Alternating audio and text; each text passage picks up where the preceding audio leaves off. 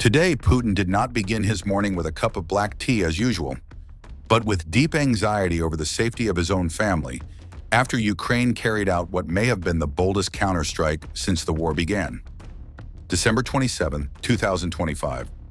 Just one day before a high-level meeting between Ukrainian President Volodymyr Zelensky and the occupant of the White House, U.S. President Donald Trump, Russia launched a massive air assault on Kyiv, deploying large numbers of UAVs and cruise missiles, with the intent of decapitating Ukraine's leadership and leaving the city's population to drown in fire. What Moscow failed to anticipate was that a counterstrike would unfold that very night.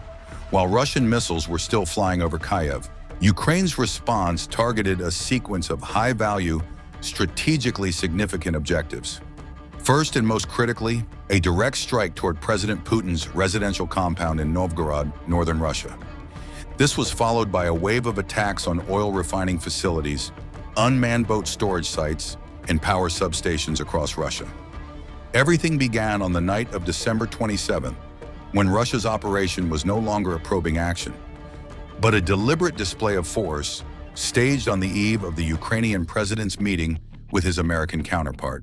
Cornered and desperate, Putin ordered the launch of over 40 missiles of various types and 519 kamikaze UAVs in a bombardment lasting nearly 10 hours. The assault was so chaotic that air raid sirens replaced car horns across Ukraine for hours afterward. Initial reports confirmed 1 civilian killed and 27 wounded. Fire crews continued battling blazes at multiple missile impact sites, including high-rise buildings and residential districts. Widespread power outages affected entire cities and large portions of Ukraine. Russia sought to drag Ukraine back into the Stone Age, forcing surrender by freezing civilians in brutal winter conditions, but Ukrainians did not panic. Quite the opposite. Ukraine's armed forces had already prepared a counterstrike, even as Russian missiles were still in the air over Kyiv. While Putin's military focused almost entirely on Ukraine's defensive zones, Russia's own critical sites were left exposed. As Moscow opted for indiscriminate saturation attacks, Kyiv chose precision, aiming at assets that truly mattered. The response began with 91 kamikaze UAVs directed toward one of the most heavily protected locations on Earth, President Putin's residence. Not only a refuge for the Russian leader's family, but a symbol of state power itself. While Russian air defense radars were saturated tracking targets over Ukrainian territory, a strike formation directed by Ukrainian intelligence quietly crossed into Russian airspace. Putin's residence lies in northern Russia, near Novgorod, and by that moment, the 91 UAVs were only dozens of kilometers away. Regardless of Russia's claim that it intercepted everything, the real question is not damage, but whether Ukraine demonstrated the ability to conduct large-scale, long-range penetration deep into a security bubble worth hundreds of millions of dollars, and whether Ukraine intends to stop or go further. In modern warfare, forcing an adversary to activate its entire defensive network is already a form of victory. Every radar switched on, every interceptor fired carries cost, exposure, and operational strain. From that perspective, Ukraine achieved its objective, exposing the fragility beneath Russia's expensive defensive shell. A hundreds of millions of dollars defense versus an attrition problem. Russia has long advertised its layered air defense network, S-300/400 Pantsir Tor, as an iron wall. Yet against cheap, numerous, flexible UAVs, that wall becomes a budget incinerator. The cost-effectiveness calculus tilts sharply toward Ukraine. A low-cost UAV forces Russia to fire expensive interceptors, maintain constant readiness, and accept overload risk. The sequence is unmistakable. Russia strikes Kyiv on December 27th. Then that same night, Ukraine showcases long-range reach. This shatters Moscow's narrative of purely defensive posture. Ukraine is not merely defending effectively. Ukraine is forcing Russia to explain itself. The Ukraine-US meeting occurs under these conditions, adding strategic weight. Partners see a Ukraine that controls escalation, choosing asymmetric deterrence over indiscriminate violence. Yet everything so far remains a unilateral Russian accusation. This is not accidental. It is a classic public opinion manipulation technique, When questioned about your own actions, launch an accusation so large it forces the other side to explain instead. The problem is that whether the 91 UAV story is true or fabricated, it places Ukraine at a disadvantage, while simultaneously exposing dangerous contradictions for Russia itself. If we assume the accusation is entirely accurate, that Ukraine truly launched 91 UAVs toward a zone associated with the Russian president's residence, then strategically, it becomes a decision bordering on illogical. Ukraine is entering a phase where diplomacy matters as much as the battlefield. Western support rests not only on weapons, but on confidence that Kyiv will not push escalation beyond control. Any action that can be interpreted as personally threatening Russia's leader would immediately raise alarms within Ukraine's own support coalition. Not because they favor Russia, but because they fear the war slipping beyond a manageable trajectory. From a purely military standpoint, such a strike offers little practical value relative to its risk. It destroys no ammunition depots, cripples no logistics, and does not degrade Russia's weapons production capacity. Throughout the war, Ukraine has demonstrated a consistent doctrine: strike what sustains Russia's war machine, not personal symbols. In other words, if true, the accusation would be politically damaging and tactically inconsistent with Ukraine's established logic of war. But the second scenario, and the one many international observers lean toward, places Moscow in an even more uncomfortable position.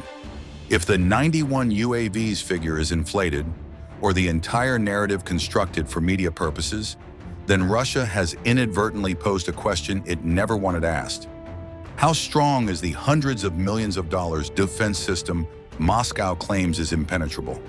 For years, Russia's image has centered on an absolutely protected power core. Moscow as forbidden airspace, the Kremlin as a fortress, the Russian president shielded by layers of physical and symbolic defense. Yet the moment Russia itself makes such an accusation, even without independent verification, that image begins to crack. Because in the psychology of the crowd, no one truly cares whether all 91 UAVs were intercepted.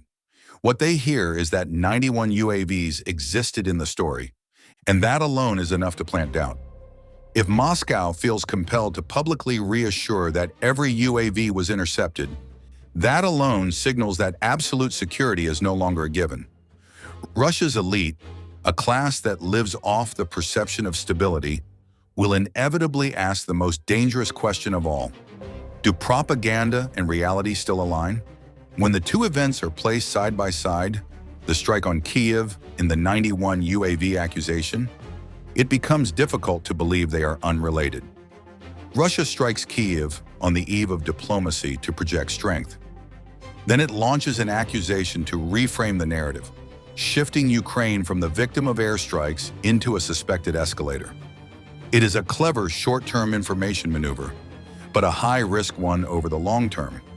Because if the world believes Ukraine truly targeted the Russian president's residence, Moscow is implicitly admitting that the war has crept closer to its own center of power, something Russia has long denied.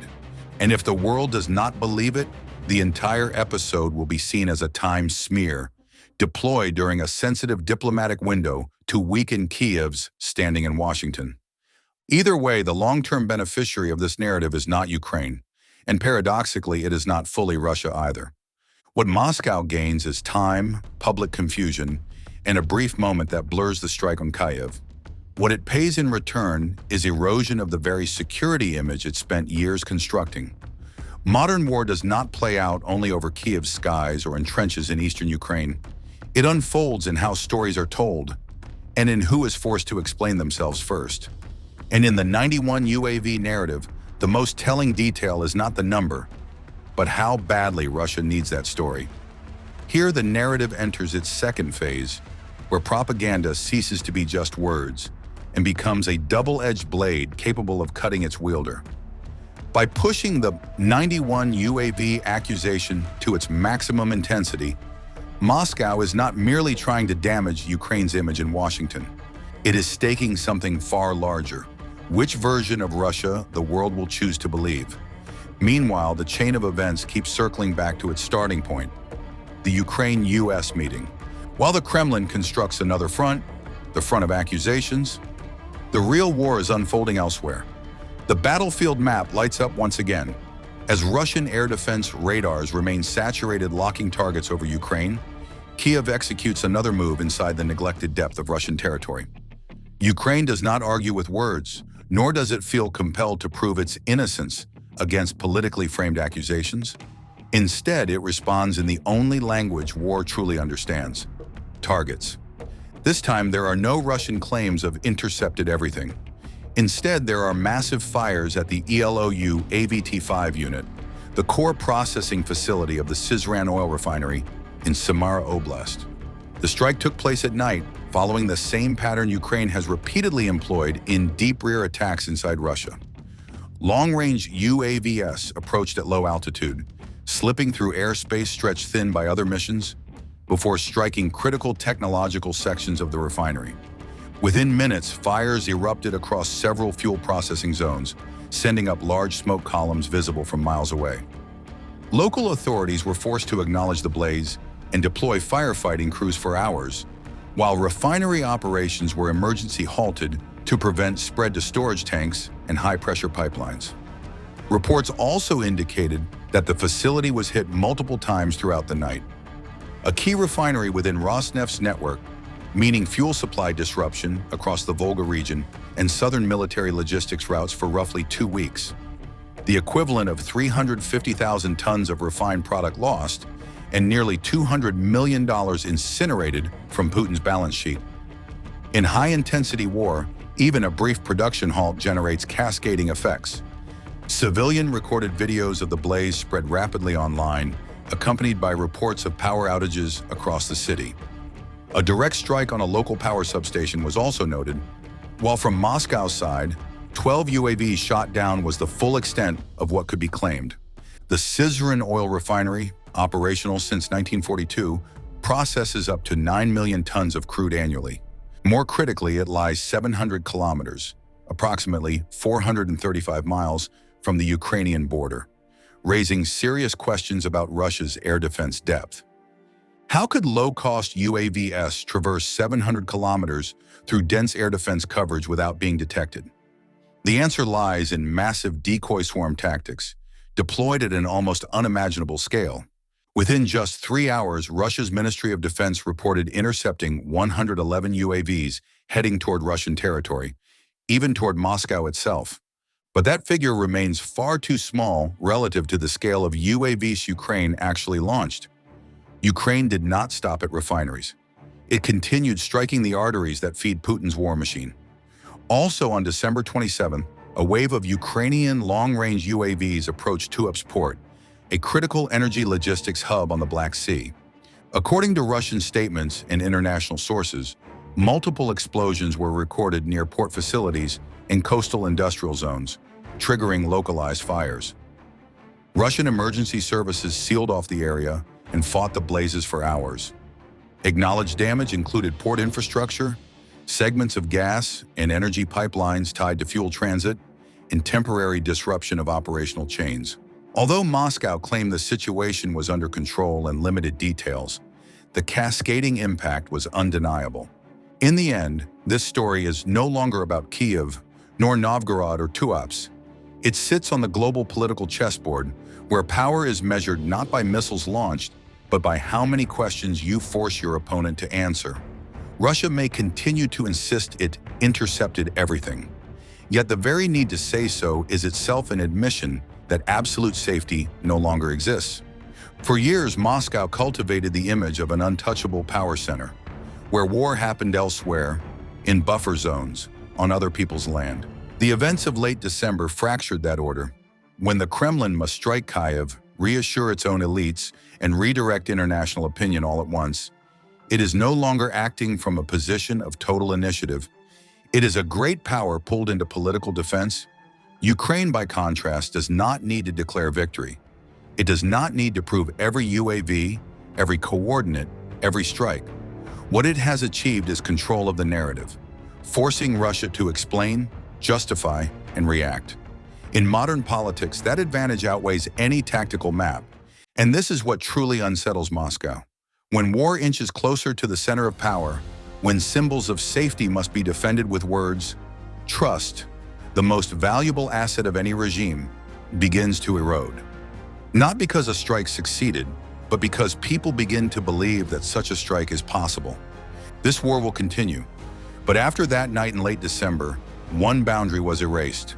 Not a geographic one, but a psychological line. And in politics, once fear enters the center of power, it never leaves completely.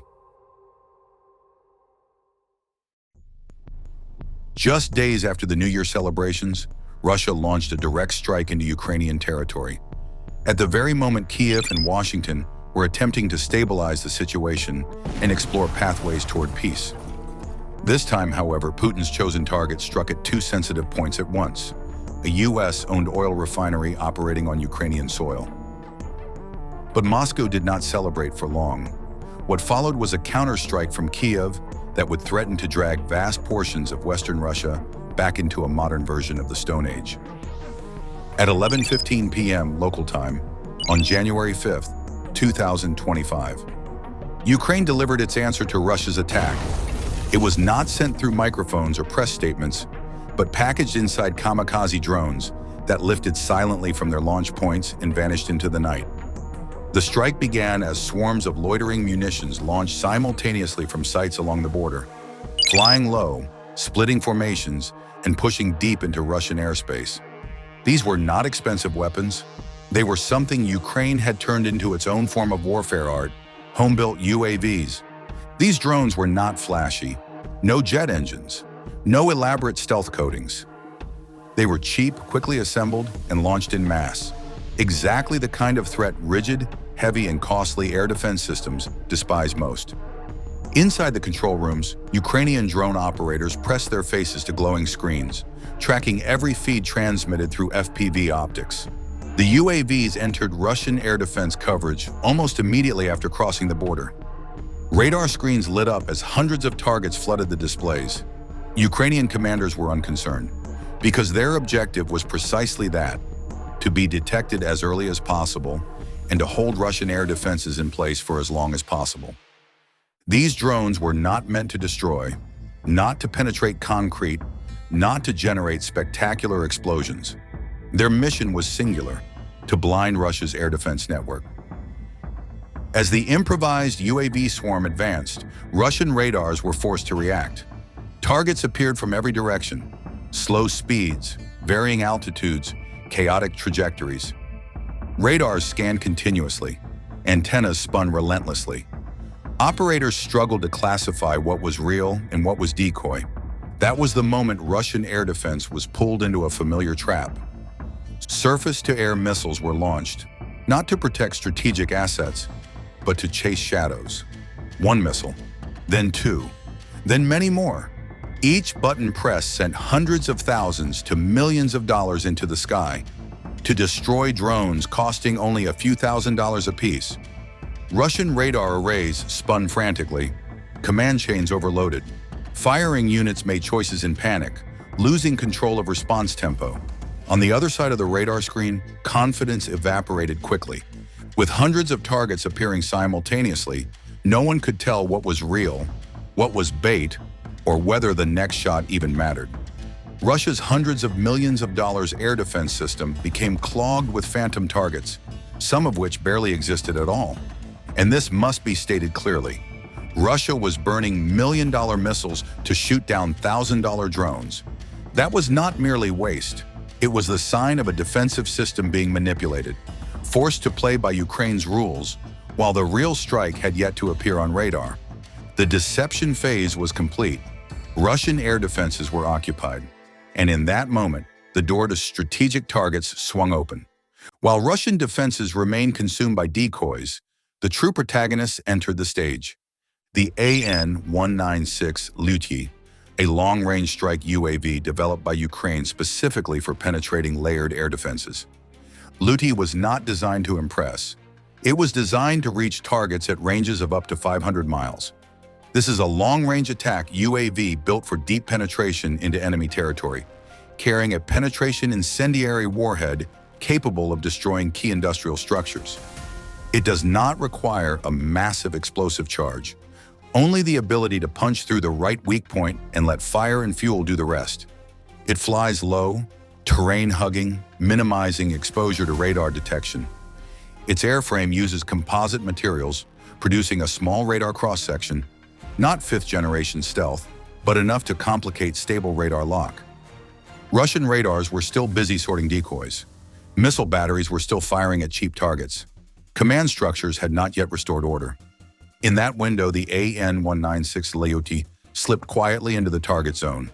No warning, no spectacle, no chance to recover. This time what arrived was not bait. It was the finishing blow. Infrared cameras in the nose of the AN-196 recorded the entire facility as it closed to within just a few kilometers of the target. Within its field of view, all surrounding areas were discarded.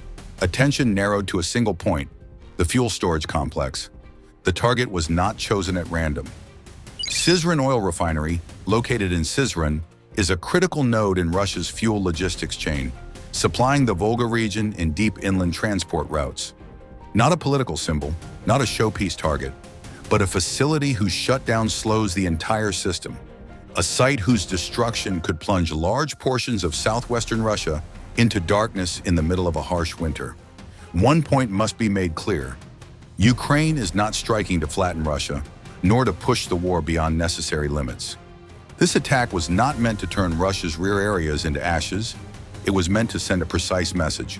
No shot is free, and every choice has a cost. With Russian air defenses pulled off axis by decoys, the AN-196 Leoty began its real work.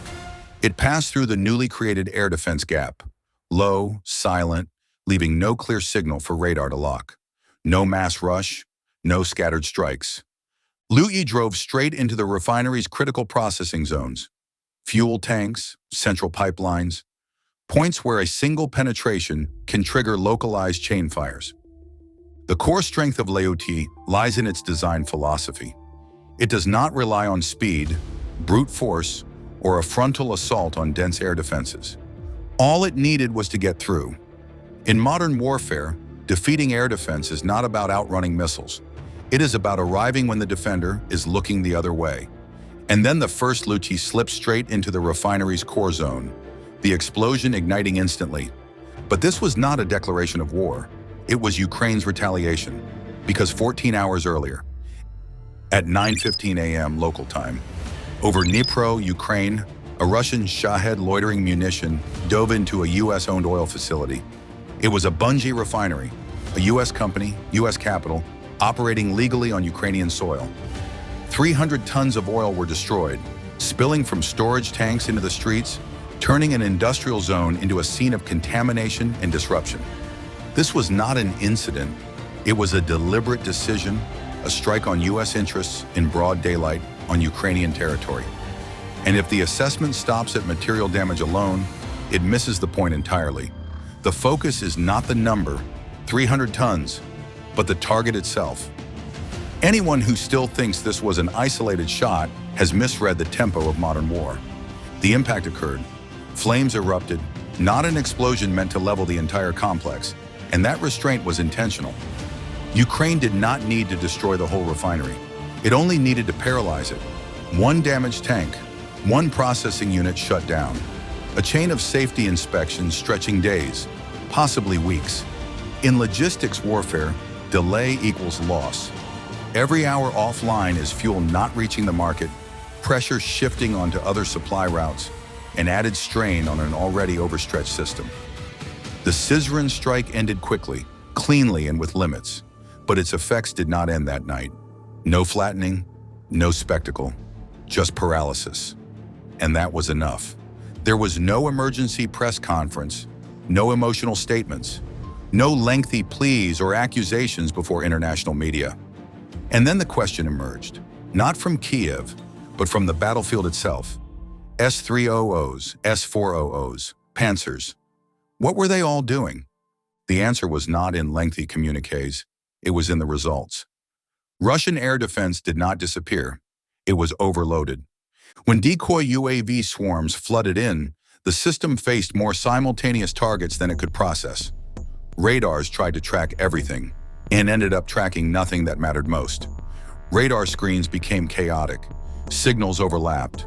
Real targets blended with decoys. Classification algorithms could not keep pace with reality. Meanwhile, the command chain reacted sluggishly. Orders passed through layers.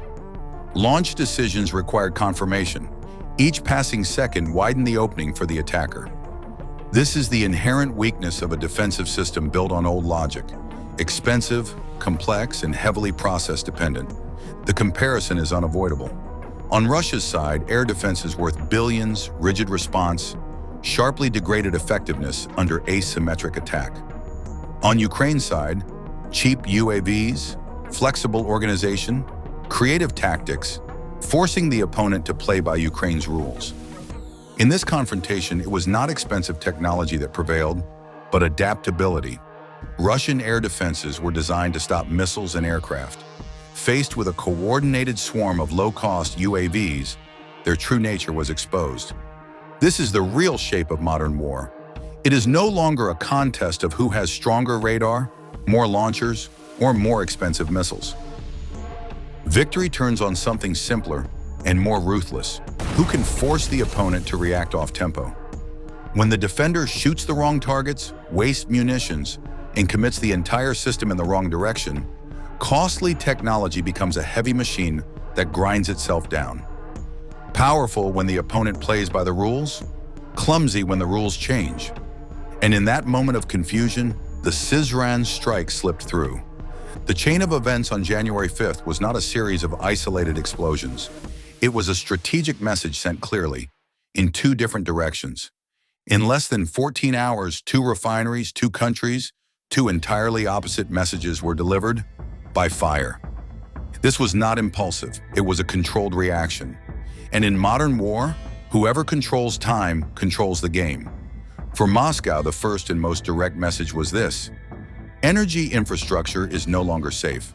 The Sizran refinery was not near the front. It lay deep inside Russian territory, considered strategic rear space, supposedly beyond the reach of direct retaliation. That night proved otherwise. There is no longer such a thing as absolute safety. When Ukrainian UAVs can fly hundreds, Shenja thousands, of kilometers, and air defenses are pulled off axis by decoys, the rear becomes nothing more than an untouched front line. For Moscow, this was a cold warning. Every strike on the opponent's economic infrastructure makes Russia's own infrastructure a legitimate target in retaliation logic. For the United States, the second message carried deeper political weight. U.S. assets were attacked in Dnipro, and Ukraine did not look away. Kiev understands clearly that this war is not only about Ukraine's survival, but about interests, credibility, and strategic order. By striking Sizran just hours later, Ukraine sent a clear signal. It aligns with Washington's interests, not through promises, but through calculated military action. No joint statements required, no slogans needed. In modern war, the clearest political position is the target you choose to strike. And on that day, Ukraine made its choice unmistakably clear: who is a partner and who is an adversary. Russia chose its target. Ukraine chose the consequences. The rest was inevitable. In a single night, $700 million that Putin had just approved to refill a missile storage facility simply vanished from the Kremlin's accounting books. Along with it, 200 tactical missiles and 20,000 tons of ammunition detonated, incinerating everything inside a depot in Kostroma Oblast, Western Russia. Let us examine how Ukraine turned Russia's hundreds of millions of dollars air defense complex into a living nightmare, and how it unfolded step by step. At 3:50 a.m. local time, January 6, 2025, the skies over northern Ukraine trembled with the low, heavy hum of kamikaze drone engines. From carefully concealed launch sites, AN-196, Luty UAVs slid off their rails one by one, steady, cold, and without a single navigation light. A total of 129 drones were launched. No announcements, no diplomatic warnings, only mathematics, timing, and raw physics. In the first several dozen minutes, everything went according to plan. But across the border, Russian radar screens began to light up. Dense clusters of anomalous symbols appeared, signaling something unprecedented. This was not a single raid. It was a storm forming. And when the first S-300 interceptor missiles received launch authorization, the race began, not for control of the skies, but to answer a far deeper question. Does modern air defense still matter in the age of coordinated drone swarms? In the air, the AN-196 formation no longer moved as a single mass. Immediately after crossing the border, it split into 4 independent attack axes, each with its own flight logic, mission profile, and risk level. This was not simple dispersion. It was the deliberate fragmentation of the enemy's air defense problem into pieces that could never be solved simultaneously. The northern axis took the longest route, arcing wide to avoid areas heavily covered by S-400 systems, flying low and hugging rough terrain. To the south, another axis entered zones saturated with electronic warfare. GPS signals disappeared entirely, yet the UAVs never slowed. They switched to visual navigation, following highways, rail lines, and preloaded terrain landmarks. None of these decisions came from direct human control. The technicians merely monitored aggregate parameters from a hardened shelter 186 miles away. All micro-adjustments, course changes, altitude drops, formation splits, were executed autonomously by a battlefield AI system supplied by the US military. Meanwhile, Russian control room radar displays showed unstable returns, targets appearing and disappearing, speeds and altitudes shifting unpredictably. Russian air defenses were designed to counter aircraft, cruise missiles, or small UAV raids.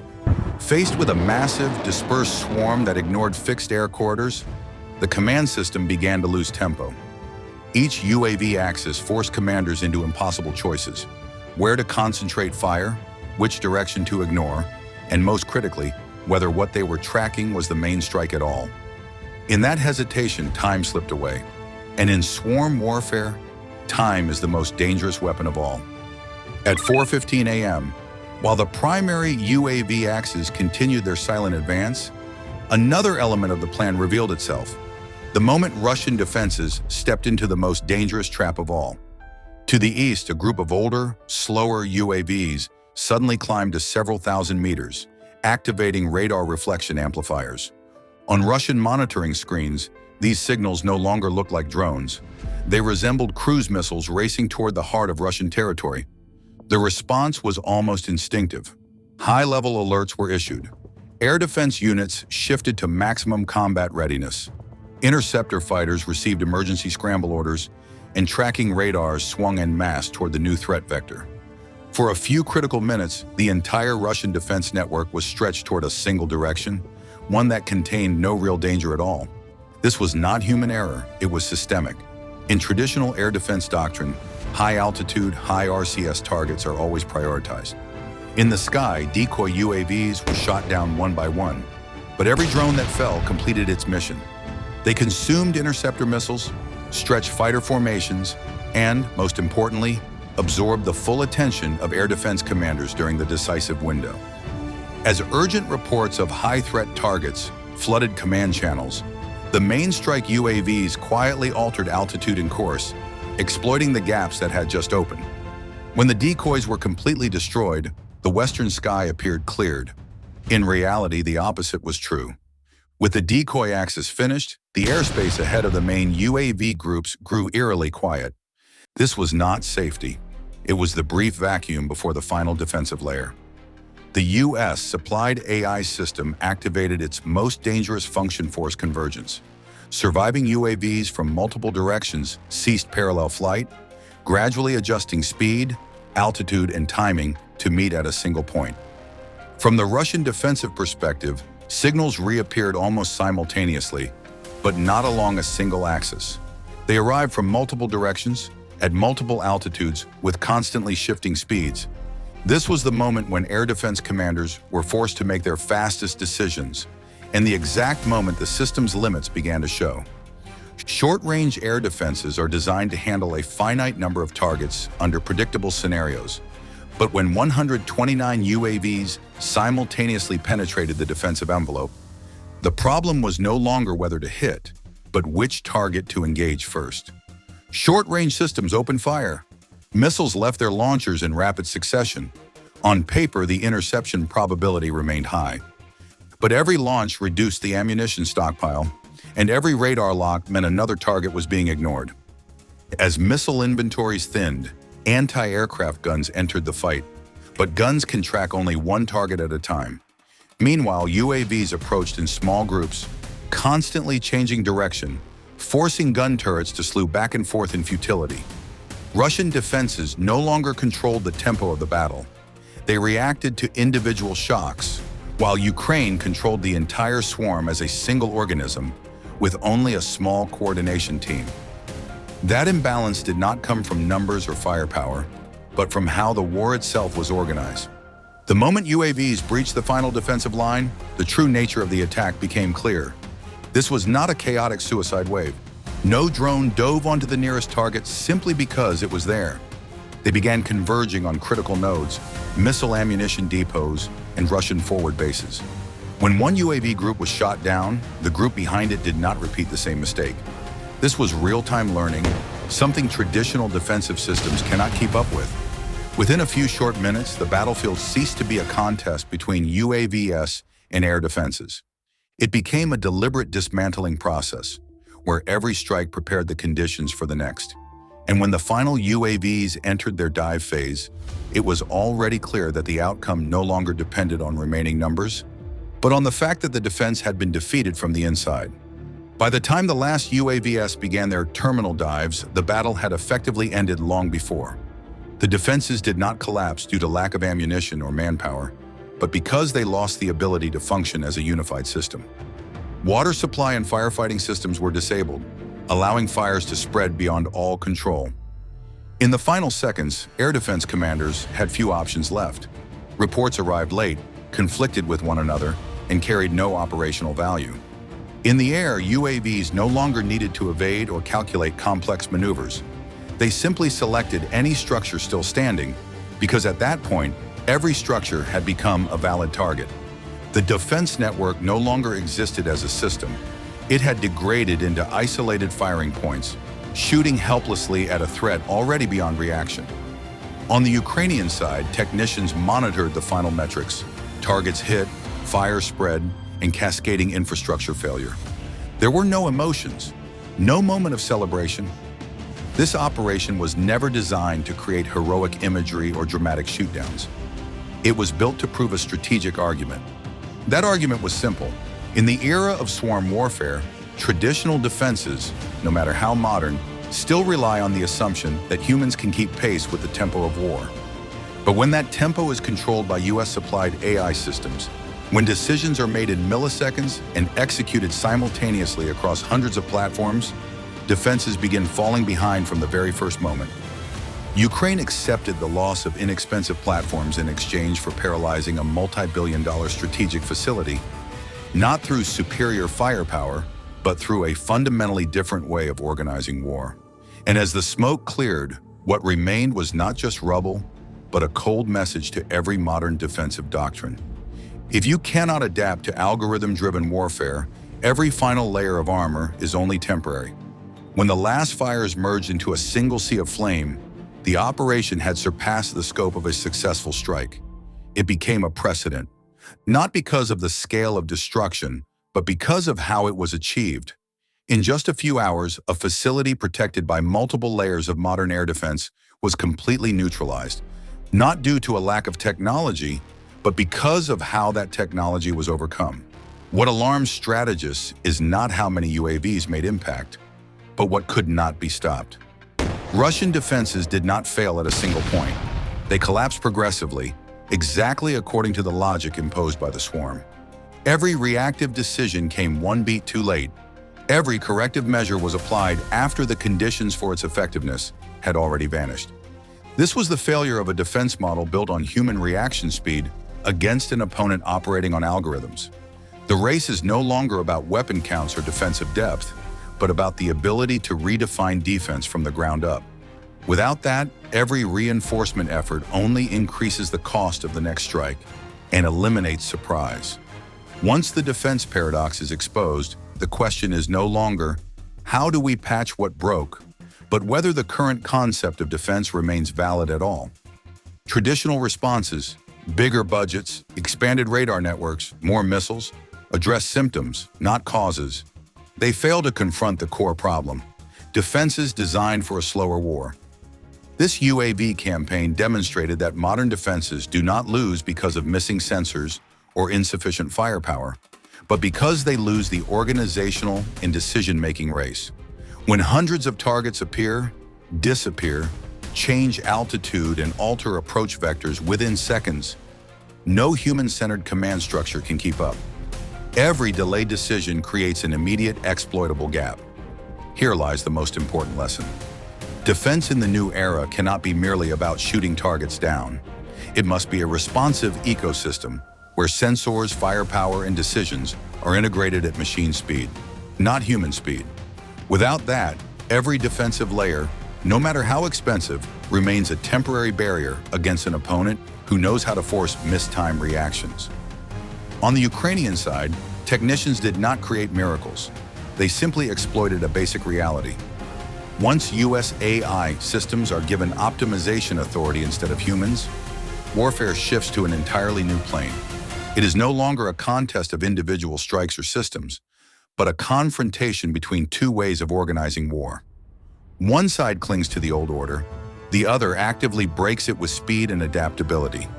This forces every modern military to face a difficult choice: either rebuild defense from the foundation, accepting changes in thinking, command structures, and decision authority, or continue investing in systems that will become increasingly ineffective against well-organized attacks. This section offers no complete solution, but it affirms one truth: yesterday's defenses cannot protect tomorrow, and in this race, those who change too slowly will pay first. The final lesson of this story does not lie in the ruins or the damage figures. It lies at the irreversible threshold modern warfare has just crossed. After this operation, no nation can credibly claim that its strategic infrastructure is absolutely protected by layered air defenses, advanced radar, or massive budgets alone. Those tools remain necessary, but they are no longer sufficient. 5:15 a.m., January 9th, 2026. Inside the locomotive cab rolling toward Vardiivka, a Russian train driver glances at the familiar timetable. On schedule, en route, and reinforced by Moscow's long-standing belief that the rear area is absolutely safe. No air raid sirens, no aerial patrols, no reason for concern, at least according to the rosy reports sent down from higher command. Yet in the 60 minutes prior, this 25-car train had already been tracked, every wheel rotation, every thermal signature, by electronic eyes that Russian surveillance systems, regrettably, were never trained to see. And in less than 5 minutes, 1,500 tons of diesel would prove that faith in total control is an expensive habit. By means of small, inexpensive UAVs, more than sufficient to turn Russian confidence into a lesson in physics. From the moment the clock passed 5:15, the story of the fuel train no longer belonged to the locomotive cab. It had been written days earlier by a very small group, just 9.3 miles from the railway line, inside a carefully camouflaged MGCS field command pickup. Ukraine's Ghost Intelligence Unit watched thermal displays in silence. Streams of cold numbers flowed across encrypted links. Links Moscow believed it had fully controlled in Crimea. In the pale gray winter sky, they operated a single UJ-22, flying at a safe, steady altitude, almost boringly so. No dramatic maneuvers, no erratic flight path. Under the infrared camera, the train appeared with such clarity that even corrosion marks were visible. The locomotive engine glowed white at 124 degrees Fahrenheit, standing out sharply against the cold terrain. Behind it, 25 fuel tankers trailed in sequence, their uneven thermal bands the classic signature of fully loaded tanks. A perfect portrait of Russian logistics, massive, slow, and overly confident. This was not an opportunistic hunt.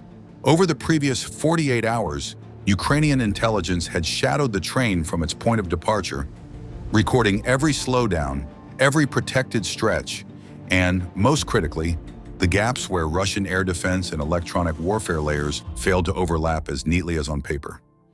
Inside the locomotive cab, everything remained normal. The train continued at 29 miles per hour, But on the Ghost's screens, every passing second was simply a countdown to the moment they had already chosen. On the operational map, the 25-car train appeared like a dark red artery flowing steadily toward Vardiska, a fuel hub Moscow considered a reliable anchor for Crimea, at least according to its reports. Each car carried 60 tons of diesel, 25 cars, 1,500 tons, radiating clearly in the infrared spectrum. The equation was not limited to the $7 million evaporating from the budget, but to 1,500 tons of fuel capable of sustaining multiple armored formations, artillery units, and support vehicles for days. On paper, it ensured operational stability. On the battlefield, it represented a single point of failure.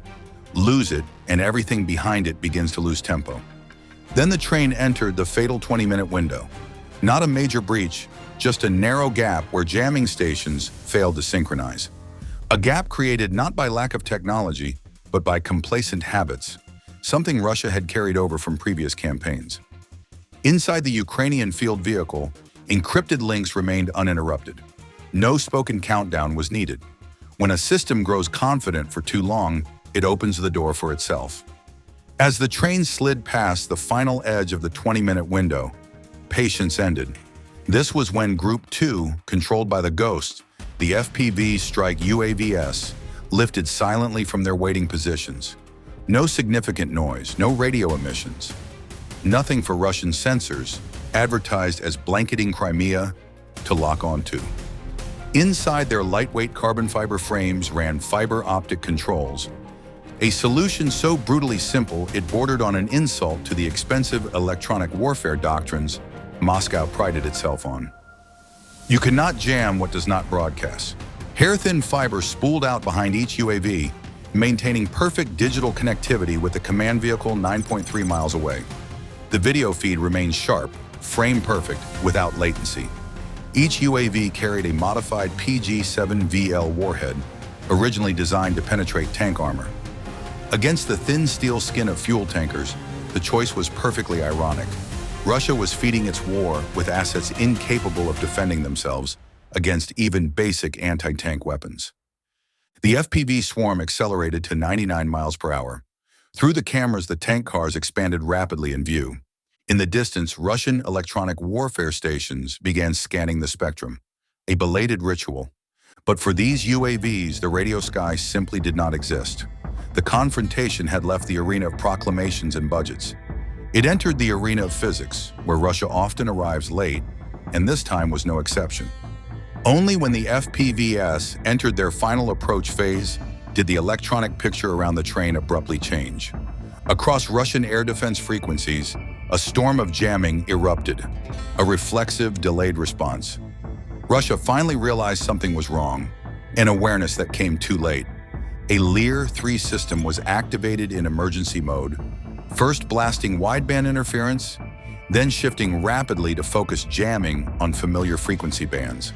When that still produced no effect, they escalated again, spoofing GPS, transmitting false satellite signals in hopes of forcing the UAVs to drift anywhere. As long as it wasn't Vardiska. On paper, this was textbook procedure. In reality, it was a test applied to the wrong subject. On the Ukrainian side, no one even changed their breathing. The video remained crisp. The trajectories remained stable. The fiber optic link transmitted data calmly, completely isolated from the million-dollar electromagnetic storm being generated. You can jam radio waves, but you cannot jam glass. Even as GPS around the train descended into chaos, the UAVs flew as if drawn with a ruler. Here, physics was in command. Russian electronic warfare was merely background noise. The Lear-3 operators witnessed the worst possible outcome: equipment running at full power, yet unable to touch the target. The electronic duel ended in silence. No explosions, no loss of control signals, only UAVs continuing forward, fast and straight. Once Russian electronic warfare had exposed its impotence, the tempo of the battle immediately shifted into an irreversible phase. Fuel car number 12 was designated first, a perfect target, positioned at the heart of 25 potential fire sources. The first strike UAV dropped altitude, holding a stable approach axis despite light turbulence forming around the train moving at 29 miles per hour. The approach speed held at 99 miles per hour. In the final moment, the camera shuddered slightly, more truthful than any radar. Then the frame was swallowed by white light. Impact. The modified PG-7VL warhead did not explode in the conventional sense. It penetrated. A superheated metal jet punched through the tanker's thin steel skin, flash vaporizing the diesel inside.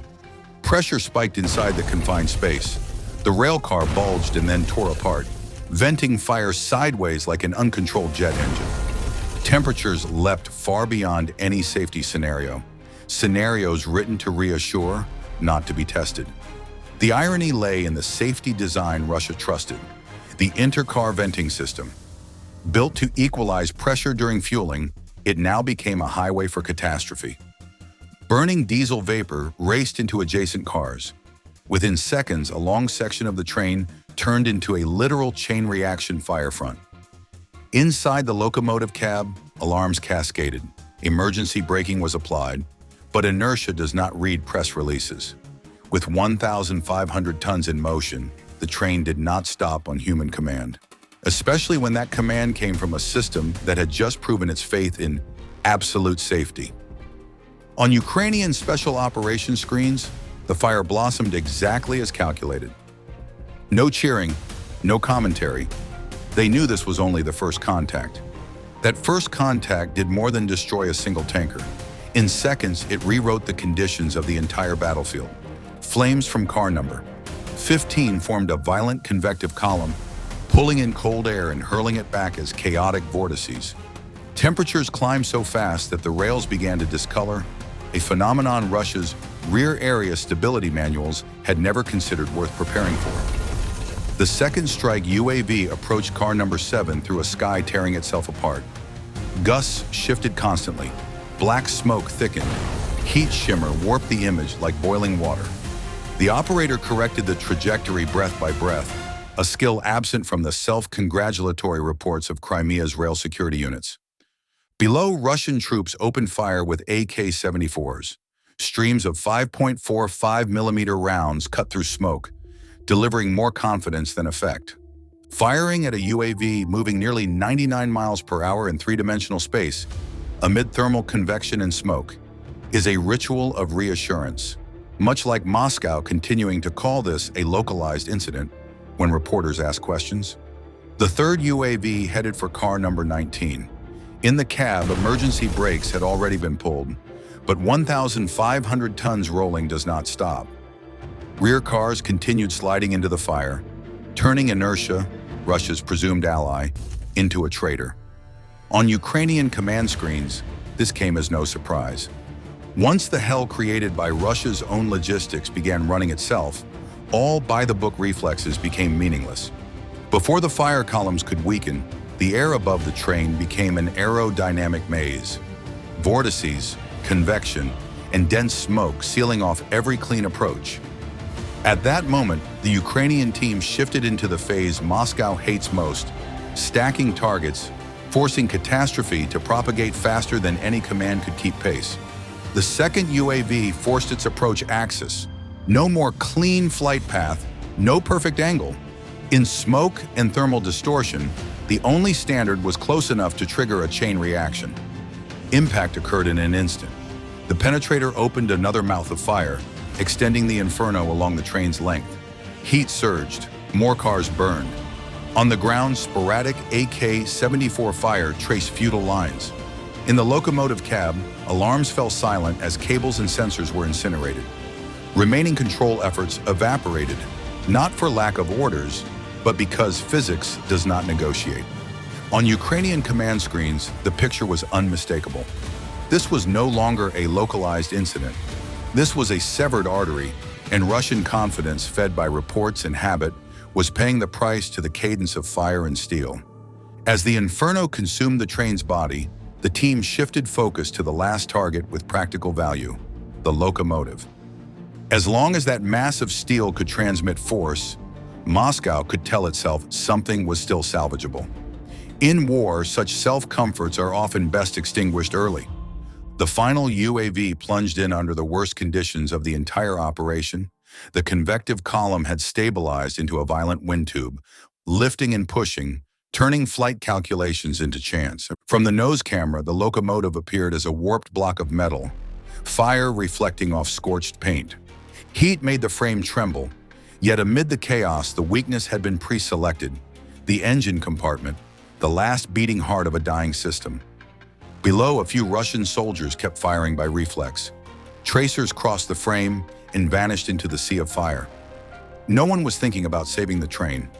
At this point, defensive doctrine gave way to survival instinct, a late but familiar transition. Impact was direct. The penetrator activated, punching through the engine's heavy metal mass. The drivetrain died outright. No spectacular blast like the tankers, just the decisive silence of a machine that would never restart. The train stopped not because of braking commands, but because physics closed the ledger. Even if some cars had not yet detonated, none could leave the scene. On command screens, the Ukrainian team logged results, collected data, and prepared to withdraw. No cheers, no statements. The field truck departed its camouflage position, heading straight for Kyiv, ready to receive them. Behind them, the first firefighting and rescue teams struggled against flames that barred access. As the fire subsided and only heavy black columns hung over the railway, the true impact of the strike began to take shape. No flags planted, no tactical victory announcements over loudspeakers. Only a logistics void appearing exactly where Russia had no contingency, along the supply axis toward Vardiska. 25 cars, each carrying 60 tons of diesel, 1,500 tons removed from the war equation in minutes. On paper, it could be offset by coordination. In reality, emergency order revisions, longer detours consuming fuel to move fuel, armored units forced to slow tempo, artillery rationing operating hours. Russia still had weapons, just not enough of what makes them move. Rails warped by heat are not fixed in an afternoon. They require machinery, repair crews, and most importantly, a safe environment to work. But safety was incinerated with the train once Ukraine proved it could strike arteries inside the stable zone. In Kiev, the math was viewed with colder measures. UAVs and consumables, a few $1,000s. In return, millions in destroyed assets, weeks of supply disruption, and a destination fuel depot starved of input. No territory seized, no ground held, just timing, linkage, and a node Russia believed protected. Expensive systems performed exactly as designed for an old kind of war. The current war went around them.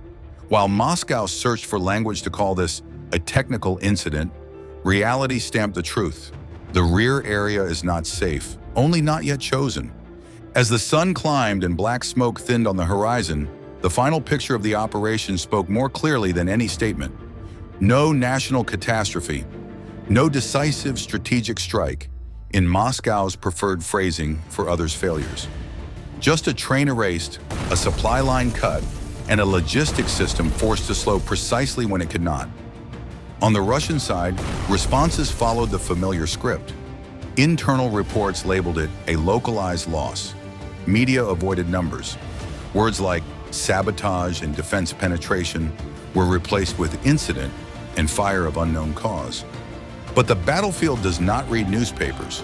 Frontline units only knew fuel did not arrive, plans were suspended, and time, which they did not have, was being drained.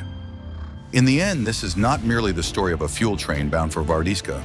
It is a cold reminder that in this war there is no absolute rear, and that sometimes what collapses an entire system is not brute force, but a precisely timed touch at the right place, striking an opponent's false certainty.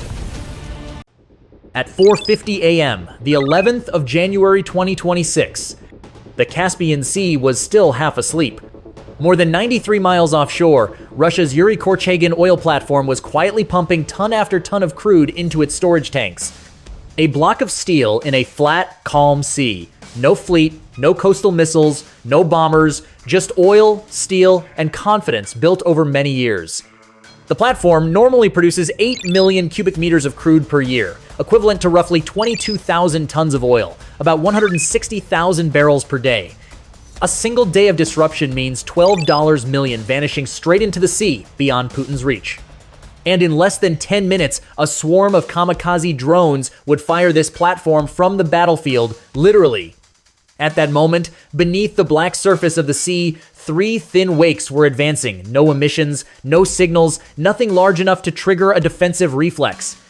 Russia believed the Caspian was a rear area, and that belief opened the door to the worst moment of that morning. The shift on the Yuri Korchagin platform unfolded almost on autopilot. Nothing suggested this morning would differ from any other. Yet at the same time, 3.1 miles from the platform, 3 unmanned surface vehicles completed their passive approach phase. They were 3 Ukrainian Sea Baby USVs, no continuous control signals, no systems active that could leave an electronic trace. To Russian sensors, they simply did not exist. And that is the most dangerous moment in modern warfare, not when the enemy is defeated, but when the enemy has not yet been seen. At 4:58 a.m., the Caspian suddenly betrayed its familiar calm. On what Russia called a routine patrol route, a patrol helicopter appeared to complete a scheduled loop, exactly the kind of flight meant to demonstrate that everything remained under control. Then, under the harsh glare of sunrise, 3 narrow wakes appeared on the water so thin that without intent, they could easily be missed. At first, the crew's reaction was characteristically Russian, unhurried.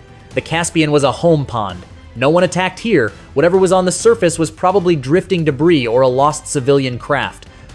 But speed does not lie. Those wakes moved with purpose, steady, deliberate, and far too fast to be random.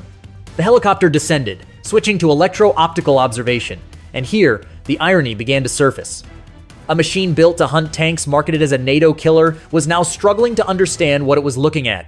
The targets were too low, too cold, too small. Their thermal output nearly matched the sea. No sharp edges, no signature for Russia's proud systems to lock onto. The helicopter's door gun was brought into play, the familiar fallback when technology falters. Rounds stitched the water, throwing up impressive white plumes, great for cameras, meaningless for results. The maritime drones split formation, making short, irregular course changes.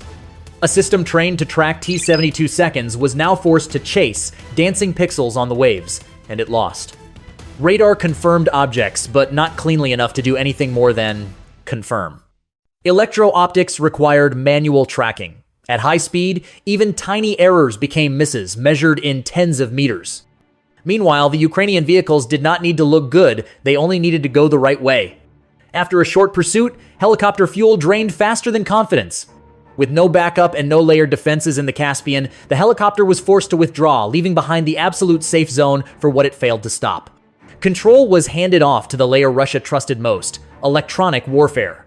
On the platform, EW operators went to full power, blanketing the area with jamming like a familiar ritual.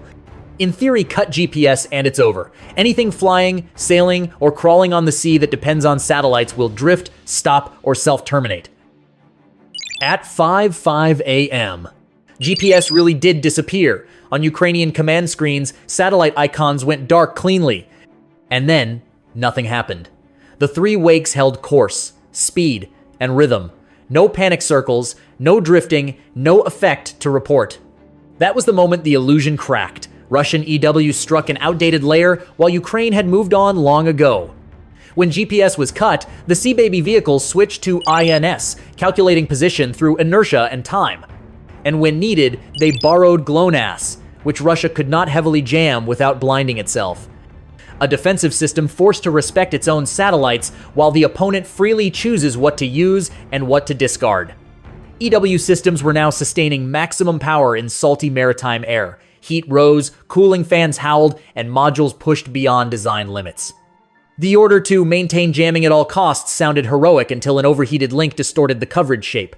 On the map, a perfect circle became a notched, broken form. No genius was required to grasp the truth. Russian defenses had just carved an entry point for death. Russia shouted across the spectrum. Ukraine listened and kept moving. By now, Russian EW was doing exactly what it had been taught. But the war had changed the question, and when the question changes, old answers become decoration. When electronic warfare produced no miracle, Russian defenses slid into a familiar state, tense, but unsure why. On the platform, firing points were reinforced, PKMs traversed, RPG teams were pushed higher for better angles. Everything was ready for a threat they had imagined themselves. At that exact moment, Ukraine's maritime drone team deliberately altered course. Not a withdrawal, not a loss of control, but a calculated desynchronization, one unit accelerating to cut across the approach axis. While Russia was busy firing at what it could see, the real threat had no need to stand out. Ukraine did not rush. They allowed the defense to burn through its own focus. No FPVs launched immediately. No early finishing blow. Only movement just different enough to force reactions, and every reaction exposed more of the defensive structure. In modern warfare, the loser is not always knocked down. Sometimes they step out of safety on their own. Defenses are built to counter frontal attacks, not chains of small, deliberate actions. And once the defense had turned its back on the true load-bearing point, the most dangerous phase of the morning officially began. Ukraine was only starting its next move. On the surface, the unmanned vehicles maintained a steady approach rhythm. Then, in a motion timed to the second, internal bays snapped open. From within, a swarm of kamikaze FPVs launched quietly. No satellite signals, no reliance on anything. Russian electronic warfare was screaming across the spectrum. They needed only imagery, and the oil platform ahead provided more than enough. From the defender's perspective, this was the worst possible moment. A new threat appearing after all positions had already been exposed. PKM gunners reacted on instinct. Tracer rounds cut through the air, visually dramatic and tactically meaningless. The FPV swarm did not fly straight. It split, changed altitude, and threaded through gaps created by the very bursts meant to stop it. Their first targets were not decisive blows, but the elements that allowed the defense to function: radars, communication antennas, firing points. Each small, precise strike was enough to blind, mute, and confuse. Russia could absorb one large explosion. What it could not absorb were many small ones happening at the same time. The FPV warheads detonated almost instantly, shattering radar units and communications antennas on the spot. Once the FPVs finished their work, the Yuri Korchagin platform still appeared to stand tall, massive, and seemingly intact. But that was only the opening act. Seconds later, the USVs carrying the FPV swarms revealed themselves as fuses in their own right. The first slammed into an auxiliary support on the outer edge. The explosion was large enough to satisfy defensive reports claiming the threat had been intercepted. The structure shook violently, then settled. It did not collapse. On deck, there was relief, the kind of relief felt by those who believe the danger has passed. But Ukraine did not come to the Caspian for a burning photo. They came to change the shape of the load-bearing equation. The second USV approached more slowly, drawing concentrated small arms fire. An RPG detonated wide, throwing white water skyward. But the craft kept crawling forward slowly, very slowly. At that speed, many Russians began to treat it as a resolved problem. They were wrong. It struck the platform directly. The main detonation occurred below the waterline, precisely at a critical structural pillar. No spectacle, no need to look good, just the right place. There, 1,874 pounds of explosives did what dozens of bursts could not break the logic of the design. Steel braces built to distribute load began to distribute. Disaster. Force fed back into the remaining pillars in ways the 2007 design drawings had never anticipated. The platform listed 15 degrees. The ballast system screamed through its final ritual pumps, fighting to save a structure that had crossed the point of no return. This was the moment engineering met physics, and physics won. Ukraine did not need to sink the platform. They only needed to ensure Yuri Korchagin was no longer operational. Russia could claim it was still standing. At sea, standing at an angle is already defeat. After the underwater blast, the platform did not vanish beneath the waves, and in true Russian reporting tradition, that fact instantly became the basis for a familiar conclusion. The situation was under control. The platform still stood, smoke thinned. There was no dramatic collapse for television to exploit. But modern warfare does not require images that please domestic audiences. It requires operational results. Reality asserted itself within minutes. The excessive list pushed operations beyond acceptable risk thresholds. Automatic pumping systems shut down to prevent secondary incidents. Pipelines experienced asymmetric stress, vibrations spiking past safety limits. Systems designed to survive an accident were now dealing with a structurally unbalanced platform the scenario engineers hope never to encounter outside worst-case modeling. Russia did not lose because it lacked steel or explosives. It lost because it believed old assumptions still applied, that no one could strike from that far away. That an industrial installation in the Caspian did not require layered defenses. That cutting GPS would be enough. That not collapsed meant usable. Ukraine did not refute these assumptions with statements. They refuted them with reality. While Russia scrambled to assess damage, restrict information, and rename failure, the message had already been delivered quietly, without official confirmation. A tilted platform in distant waters was enough to force staff planners to rewrite how they define safety. Ukraine did not need a large navy to influence the Caspian. They only needed to prove that distance is no longer armor and that systems built for a previous century will continue to fail, not because the opponent is stronger, but because they learned faster. And while Russia debated whether it had lost, the real question had already shifted. Is there anywhere left far enough to be considered safe? As the sun climbed higher, the platform remained tilted, silent, and no longer capable of performing the function it was built to serve. For Russia, this was the most uncomfortable outcome, not dramatic enough to label a catastrophe, yet far too clear to pretend nothing had happened. An industrial structure in distant waters, once viewed as a symbol of strategic depth, became a reminder that such depth exists only in thinking. Russia had done many things right according to its own manuals. There were patrols, electronic warfare, defensive fire, reports declaring the situation handled. But all of it rested on a shared assumption. The enemy would attack in familiar ways. Ukraine did not shatter that assumption with overwhelming technology, but by refusing to play by old rules. No opposing fleets, no surface battle, no cruise missiles, only small, inexpensive platforms combined with patience and a clear understanding of what was worth striking and what was not. Ukraine did not need to prove it was stronger than Russia in every domain. It only needed to prove Russia had prepared for the wrong war. In Moscow, maps would be updated. Safe zone circles would be redrawn farther out, thicker, and more expensive. But the problem was not radius, it was mindset. When a state believes distance is a shield, that civilian industrial assets do not require military-grade defense, every additional kilometer is merely borrowed time. The morning in the Caspian ended not with collapse, but with a shift in perception. Ukraine did not seize the sea. It did something more dangerous. It took away certainty. And in modern warfare, once certainty disappears, every structure, no matter how distant, begins to feel fragile. At 4:15 a.m., January 13th, 2026. In the port city of Taganrog, still largely asleep, no one knew that the most critical link in Russia's UAV production chain was about to disappear from the battlefield map. The UAV manufacturing plant on the city's outskirts, producing 1,500 large UAVs annually, was operating on its usual routine. This was not a storage site. It was the heart of the entire production chain. And the entire factory complex had already been locked into the unblinking gaze of Ukraine's Shark Reconnaissance UAV. 93 miles away, at a field launch site disguised as a civilian logistics area east of Zaporizhzhia, a mobile TL launcher stood ready. Ukrainian Navy coastal missile operators had completed final preparations inside the fire control vehicle.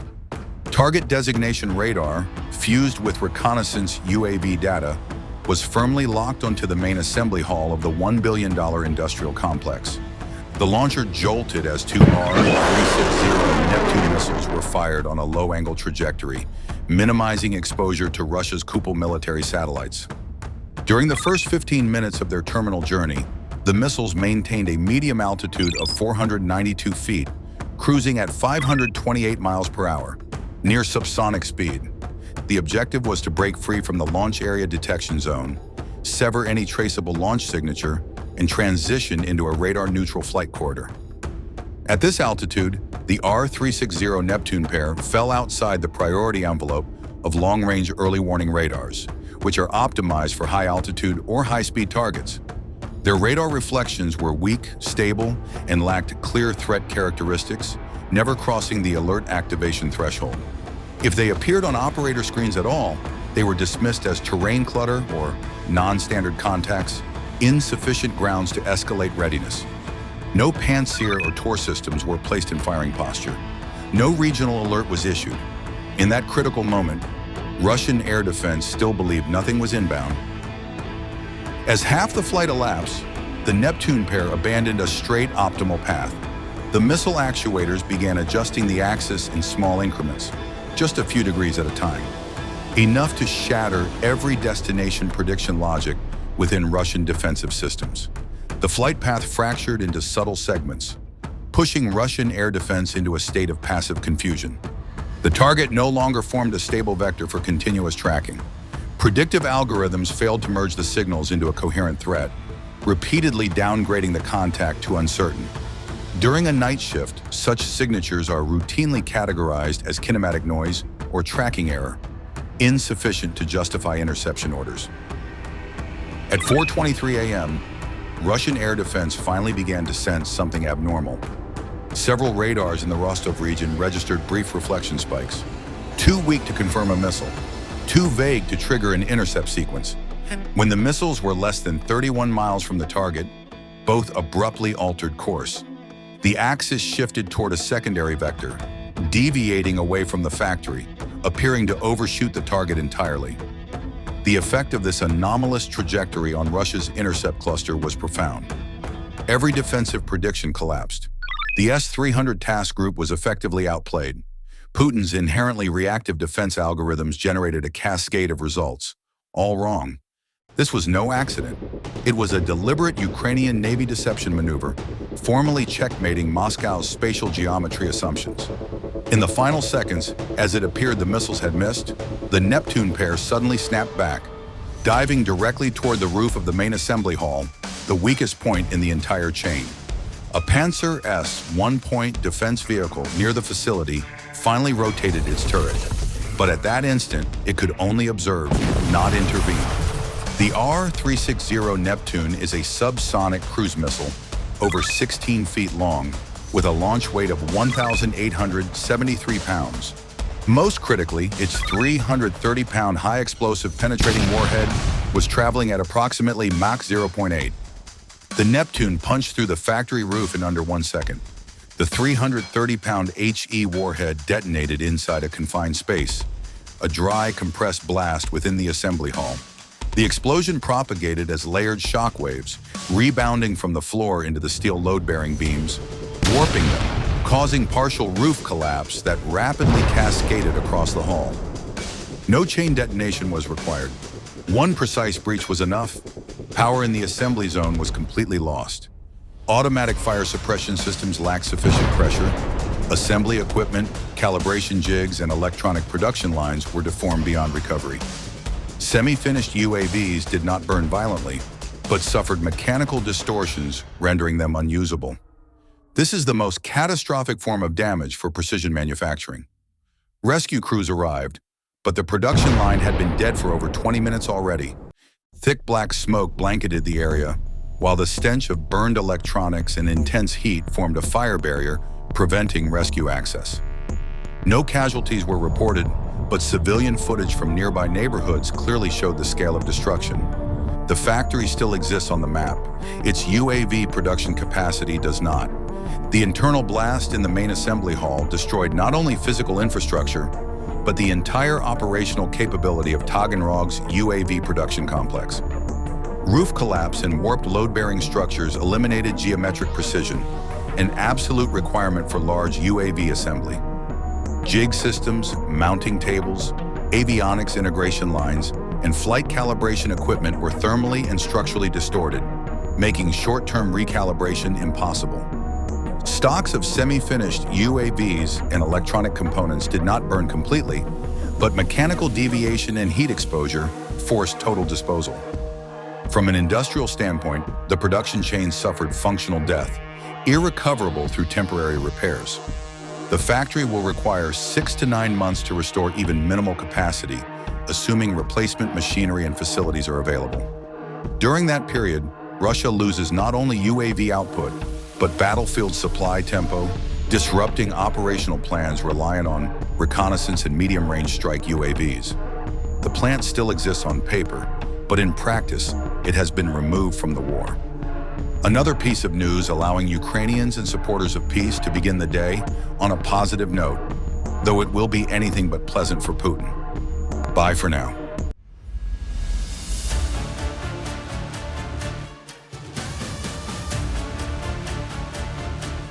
Have you ever heard of playing dead? In nature, it's a survival trick used by marsupials. Lie still, stop breathing, let the predator lose interest and move on. In Siversk, Ukraine did the same thing, but with a lethal variation. The animal does not run away after playing dead. It bares its teeth.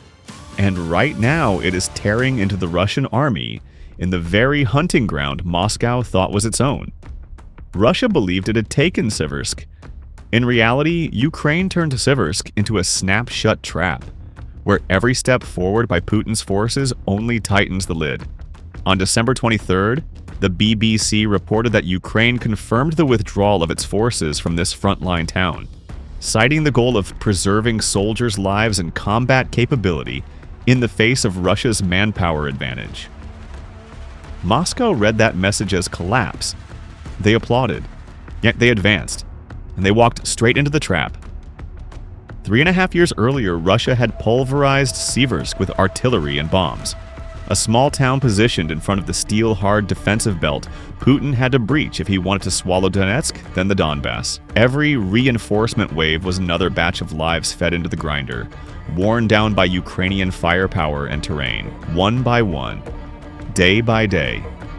By October, Russia's third combined arms army, the formation tasked with delivering the decisive blow, had suffered 13,055 casualties in just a few months after taking Toretsk. Siversk became a meat grinder, and Moscow kept shoveling more meat into it, believing that quantity alone would equal victory. The grinder clogged from overload, not from efficiency. Then Russia declared victory. The prey had fallen, the hunter assumed it could stop, breathe, and shift to the next objective.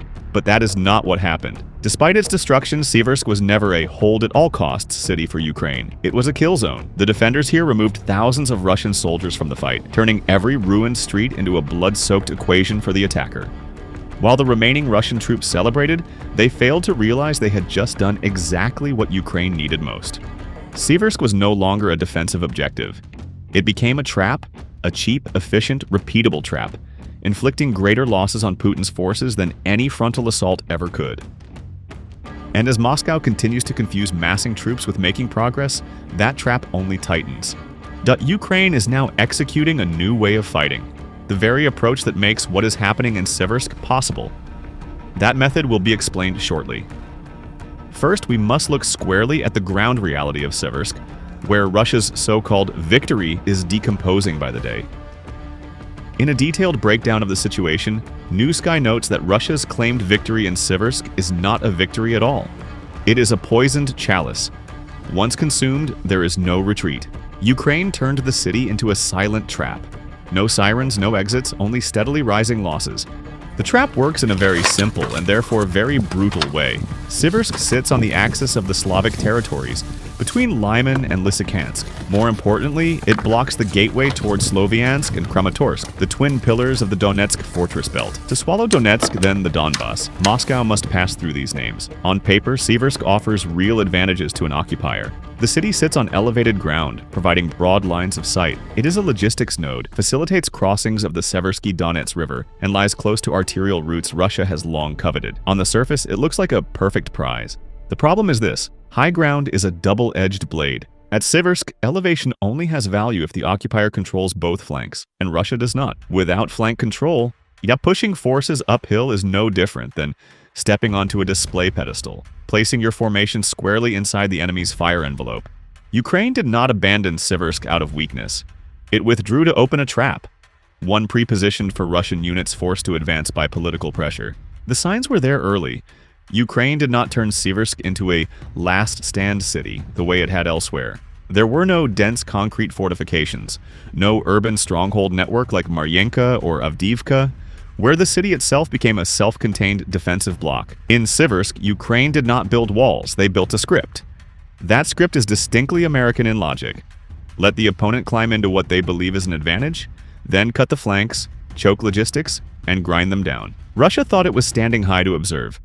In reality, it was standing high to be seen from every direction. Each new unit pushed onto that high ground was another piece placed onto a square already in check. No brilliant moves required, only time.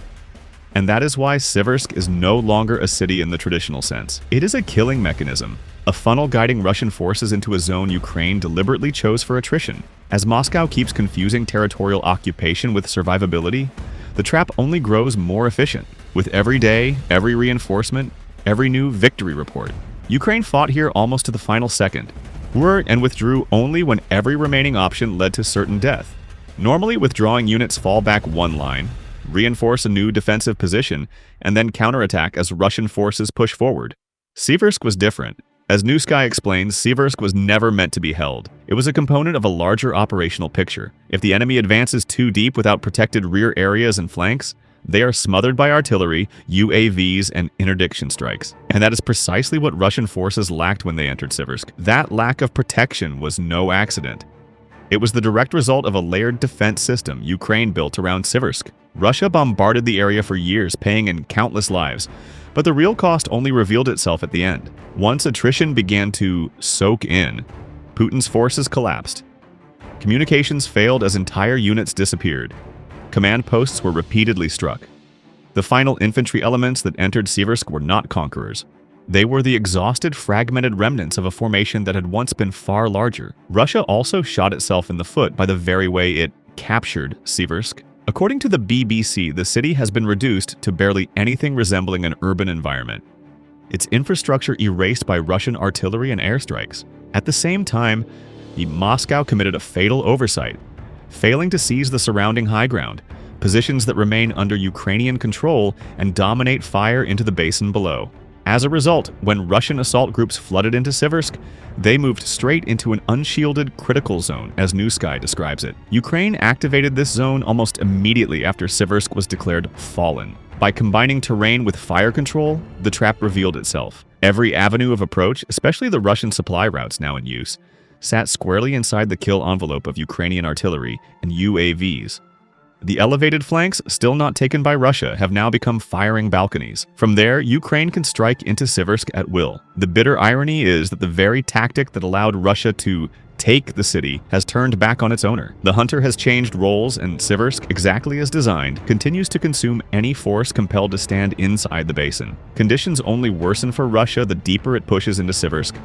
The further in they go, the broader the exposed surface becomes. No longer just the forward line, but the rear as well. Ukraine therefore scores 2 targets in a single rhythm, striking the frontline formations while simultaneously cutting the rear. The result is near-daily double kills. Russia does nothing to save itself. Its current approach is as simple as it is reckless.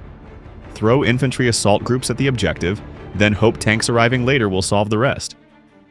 Hope, however, is not doctrine, especially not in Siversk. Assault groups cannot advance ahead of Ukrainian UAVs and artillery. According to New Sky, what Russian infantry is doing now is indistinguishable from stepping onto a conveyor belt that leads straight to destruction. Tanks stall as well. Russian crews know exactly what happens the moment they enter Ukrainian UAV range. Reality has already settled the matter. By April 2024, roughly 65% of Russian tanks taken out of action were destroyed by UAVs. Under those conditions, Moscow cannot support assaults in Siversk as long as the flanks remain unresolved, and its failure to secure them before capturing the city was a catastrophic miscalculation. This is not speculation. While Ukraine keeps its most refined moves at Siversk deliberately opaque, open-source intelligence has laid the picture bare. Russia is now trapped in a spiral of systematic strikes against depots, bases, and logistics hubs, many directly tied to the effort to hold Siversk after declaring control. New Sky adds that UAV footage along roads and industrial zones shows Russian assault elements being hit in suicide fashion wherever they attempt to push through. This is real warfare. No fireworks, no slogans, just terrain, tempo, and logistics being severed. None of this is surprising, at least not to those paying close attention. It all traces back to the new strategy Ukraine has engineered, one that allows it to destroy Russian forces even while Moscow believes it has already won. According to Forbes, This strategy was publicly outlined on January 16th. Analyst Vikram Mittal points out that the key lies in calculated tactical withdrawal, exactly the pattern seen in Siversk in December. Ukraine layers its defenses to bleed the attacker. Build the system, open the gate deliberately, then slam the lid shut with firepower. A formula refined over more than 3 years around Siversk and its surrounding terrain, now paying dividends by the day.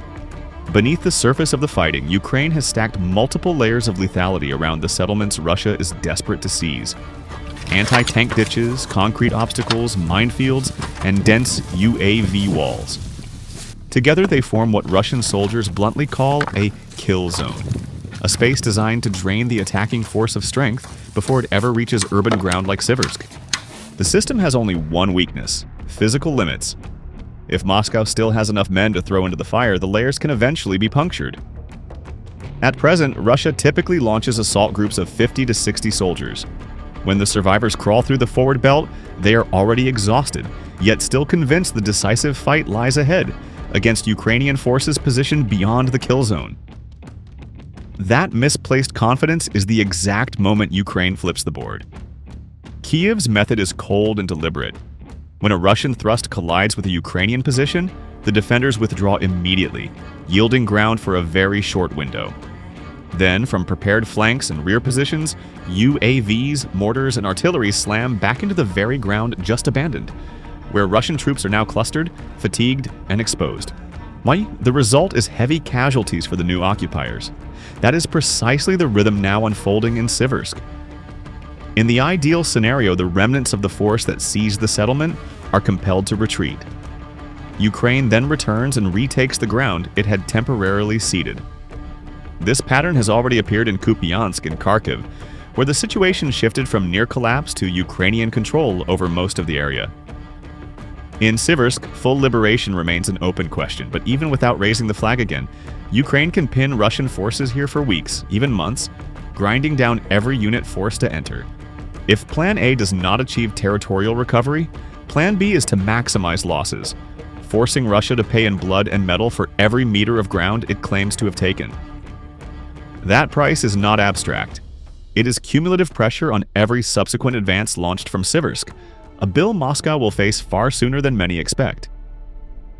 As Politico noted back in October, the Russian army is bleeding at the pace of a desperate state, in exchange for advances so small, they require a magnifying glass to locate on the map. In just the first 8 months of 2025, Russia lost 281,550 soldiers, including more than 86,700 killed. These are the figures of total war, yet the gains resemble smashing an entire house just to obtain a rusted key. Ukraine's commander-in-chief Oleksandr Syrsky summed up the situation at the time in a single, lethal sentence: the front is difficult, Russia is still attacking, but the overall situation remains under Ukrainian control. In other words, Moscow is flooring the accelerator while the wheels spin uselessly in place. 9:13 a.m. January 25th, 2026. A Ukrainian MiG-29 tears through the air over Sinkivka at an altitude of just 492 feet, its nose pointed straight at Russia's electronic command and signal control center in the heart of the city. The site concentrates a massive amount of equipment and Russian technical crews, operating nearly 1,000 unmanned aerial vehicles of various types. At this moment, terrain still serves as a shield, masking the pilot from direct line of sight of long-range radar. But that protection is about to end. The pilot does not know that 3 Russian air defense systems are already tracking him simultaneously. An S-400 radar locks on from 28 miles to the northeast. To the south, a Tor M2 system maintains continuous tracking. To the east, Buk M3 shifts into a launch-ready state. Their engagement envelopes overlap, enough to turn any exposed aircraft into falling fragments of aluminum. The MiG hugs the valley floor at 560 miles per hour. The ground streaking beneath the fuselage faster than conscious thought can keep up. On the pilot's HUD, contacts flicker into existence and vanish in an instant. This is no longer flying in the conventional sense. This is controlled freefall, where the body reacts before the mind can process. But this shelter will last only 10 more minutes. Ahead lies flat terrain, the final 6.8 miles of open ground the pilot coldly calls the aircraft graveyard. Once clear of the valley, he will be fully exposed to a radar network already waiting. On the warning panel, the SPO-15 begins sketching threats like a compass going mad, signals stacking, scan rates tightening. Pressure builds as the fuel gauge drops to 5,952 pounds. The round-trip distance back to base is 101 miles. At low-altitude fuel burn, the pilot has only 21 minutes over the target area before he must turn back. 21 minutes sounds generous, until air combat actually begins. Every evasive break, every climb eats directly into that margin.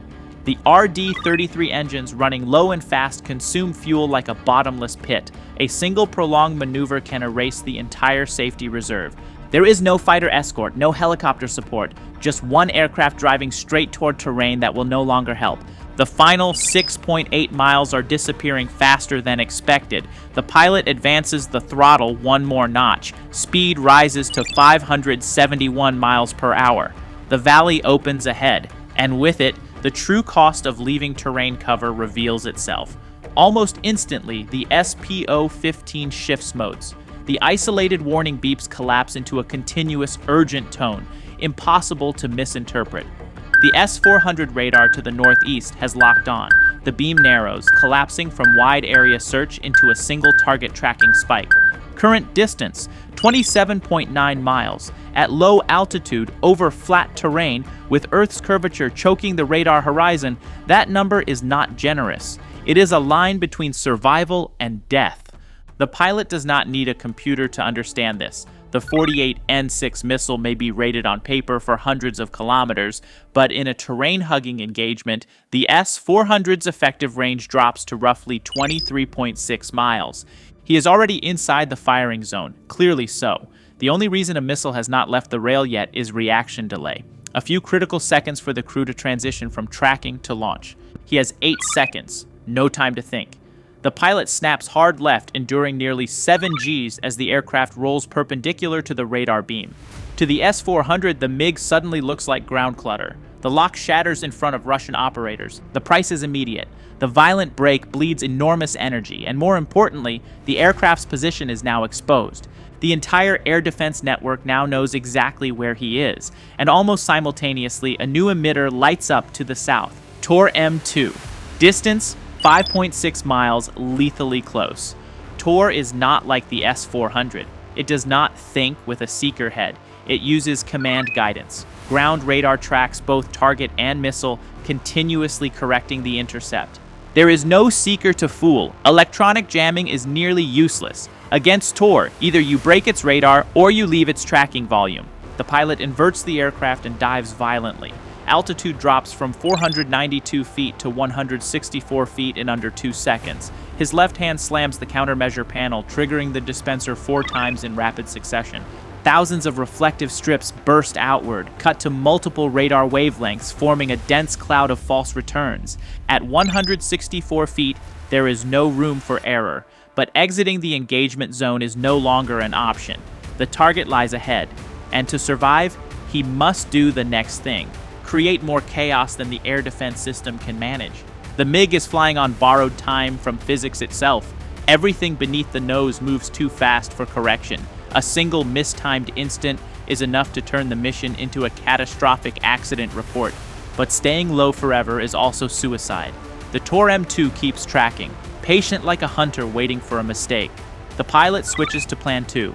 The jamming system activates, sweeping the radar frequencies, illuminating the aircraft, and responding back into them. On the enemy display, a false target appears, brighter, cleaner, running close alongside the real MiG. Then the decoy slowly drifts away, pulling the radar's attention with it. It is classic electronic sleight of hand, not disappearing, just persuading the hunter to chase something else. Enemy radar struggles to maintain lock, repeatedly losing itself in ground clutter and false reflections. At 164 feet, to the sensors, the MiG looks less like an aircraft and more like a phantom race car skimming the Earth. But this corridor does not last forever. Jamming only buys time. It does not change battlefield geometry, and geometry is now turning against him. The minimum weapons release point is down to just 3.7 miles. If he stays low, he will overshoot the release window without meeting launch parameters, meaning a forced return to base with the weapon still hanging uselessly under the fuselage. The pilot must choose stay low and live a few seconds longer, or climb and do what no one expects. He chooses to climb, throttle to the stops. Afterburners reignite at full power. Both RD-33 engines howl, orange plumes stretching endlessly behind the aircraft. From near invisibility, the MiG turns itself into a beacon. The MiG rockets upward on a near vertical axis, converting the climb into an almost implausible trajectory. On air defense screens, the target is no longer a clean line. It becomes a snake crawling up a spiral staircase. 3 emitters snap back to full lock simultaneously. S-400 to the northeast, Book M3 to the east, Tor M2 still clinging from the south. The SPO-15 no longer warns, it screams. At the apex of the climb, the pilot inverts, hauling the stick over his head, sketching a sky path no computer likes, because calculating it costs precious time. At 18,000 feet, inverted, nose-pointed earthward, he finally has what he needs, launch conditions. In exchange, he now stands inside 3 overlapping kill zones, where reunion with the dead is only seconds away. It is launch or abort. There is no third option. The pilot stabilizes the MiG for exactly 1.5 seconds. Not more, not less. In those seconds, an entire electronic ecosystem sprints at full speed.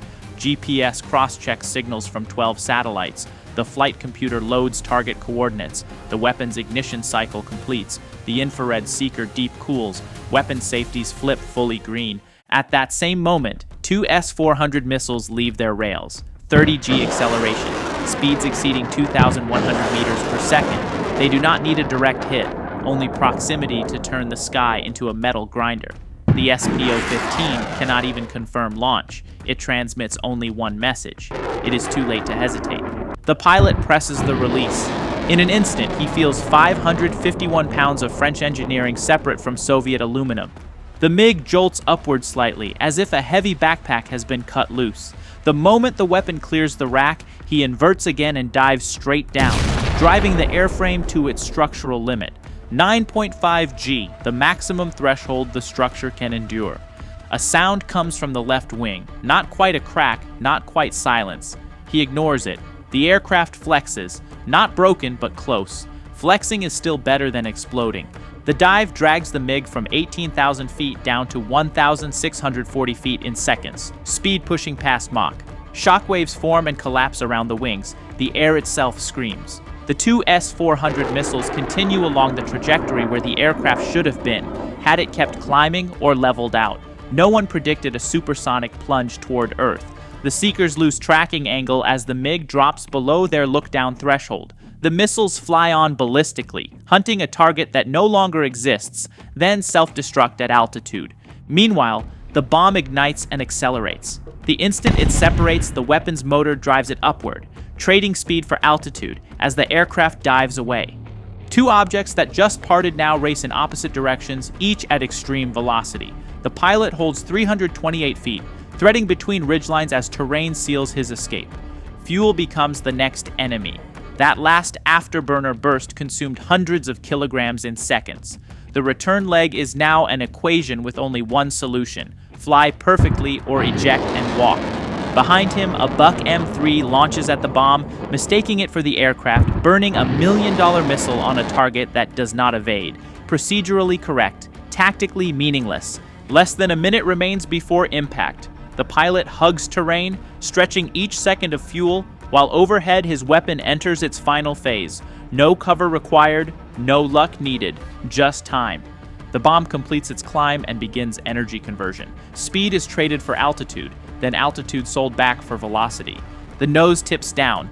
Acceleration builds steadily. The trajectory stabilizes. No jamming, no decoys, no false targets. Only pure physics and a concrete structure exposed under winter sunlight.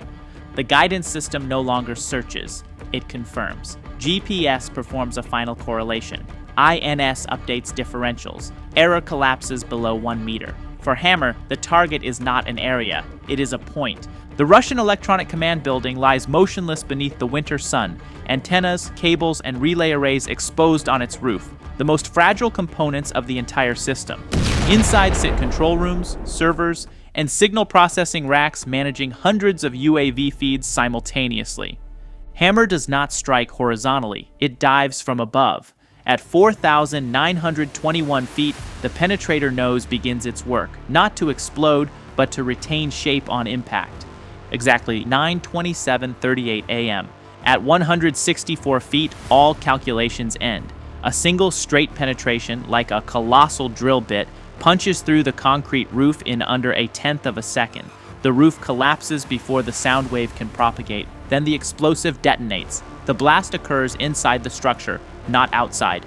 Pressure has nowhere to vent. The shockwave rebounds through corridors, server rooms, cable shafts, and ventilation ducts. Load-bearing walls tear outward from within, as if the building detonates itself. The roof lifts, then slams back down, splitting in half. Antennas fold like trampled grass. Windows within hundreds of meters shatter simultaneously, not directionally, not sequentially, simply as pressure seeks escape. Within seconds, the entire control center goes dark. Servers lose power before error logs can write. UAV feeds are severed midstream, not because drones are shot down, but because no one remains on the other end. Command links fall into absolute silence. On Russian operator screens elsewhere, hundreds of targets vanish at once. No warning, no explanation. This is not partial destruction. This is decapitation. My name is Ryan. Thank you for your support.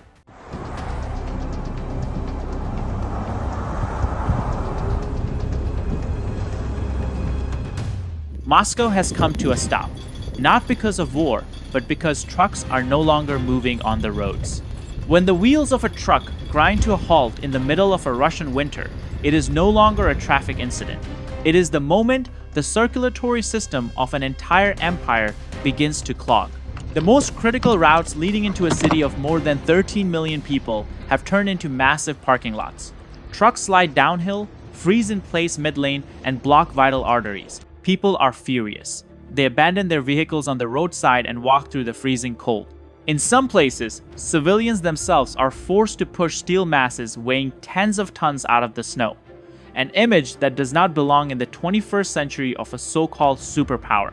The M4 highway linking Moscow with southern Russia, Voronezh, Rostov, Krasnodar has been completely blocked. The M7, the axis connecting the capital with Vladimir, Nizhny Novgorod, and Kazan, has fallen into the same condition. These are not secondary roads. These are the logistical backbone of modern Russia. In St. Petersburg, the situation is even worse. More than 100 trucks are unable to unload at distribution centers. Gates are closed. Hundreds of tons of goods sit dead in place. The system does not slow down, it freezes. And when logistics stop, everything else is left counting down. Across Russia's vast territory, trucks do not merely carry goods. They carry food, medicine, fuel, and social stability. One single bottleneck is enough for supermarket shelves to empty within 48 hours.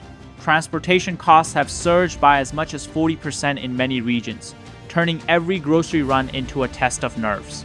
This is the moment war walks straight into the kitchen of every household without knocking. No shelling, no airstrikes, just logistical collapse, and propaganda instantly loses its power. When people cannot access basic necessities, every claim that the situation is under control becomes hollow. Locks appearing on milk cartons in supermarkets are a more frightening signal than any battlefield map. They tell a naked truth. Trust has run out before supplies. And from here, the question is no longer whether Russia can withstand military pressure. The question is, how long can a war machine operate when its own rear is freezing solid? Blaming the weather is Moscow's familiar reflex. Snowfall, ice, harsh geography, excuses that sound perfectly reasonable. But the truth is far more brutal.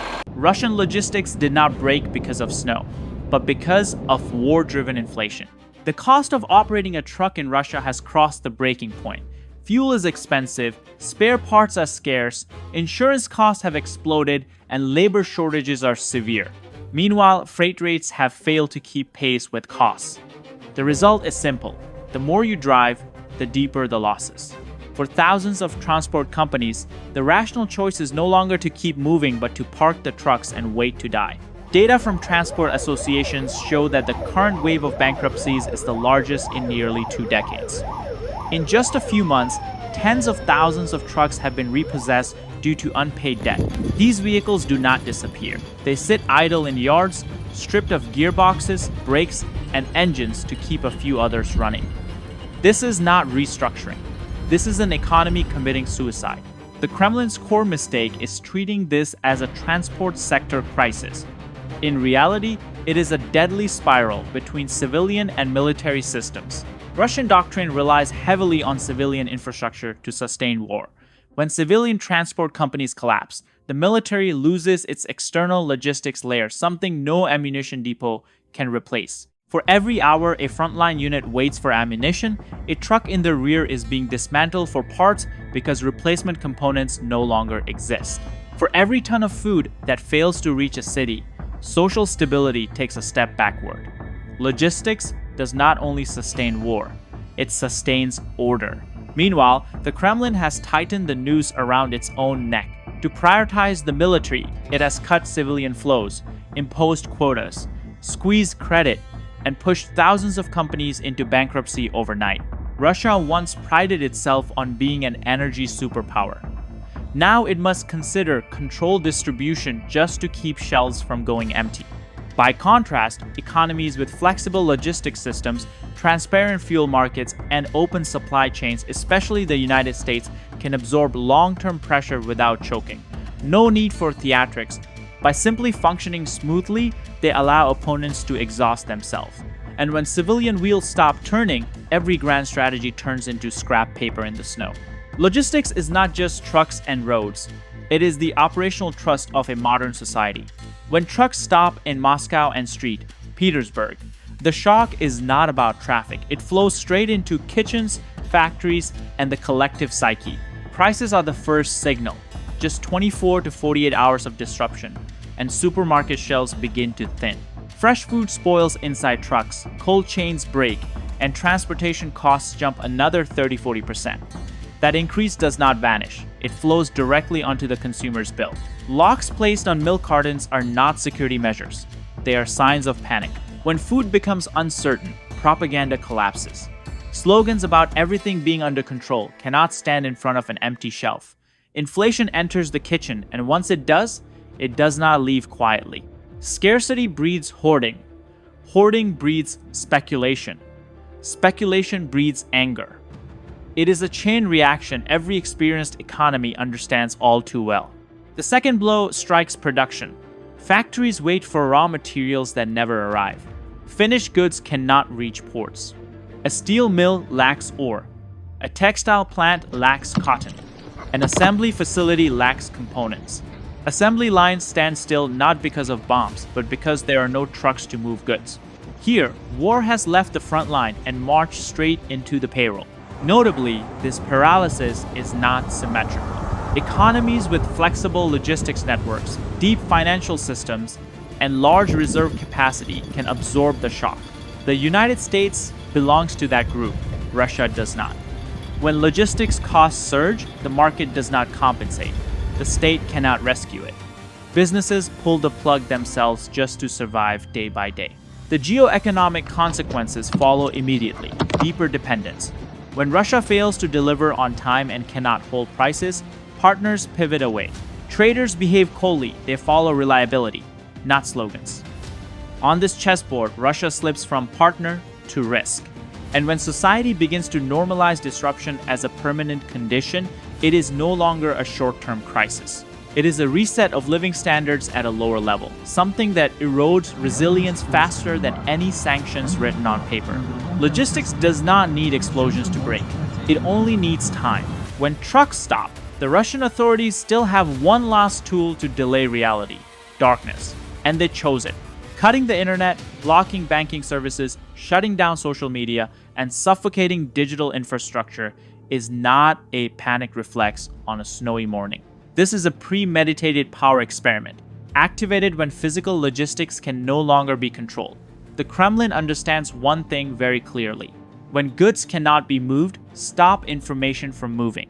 More than 1.3 million websites have been blocked.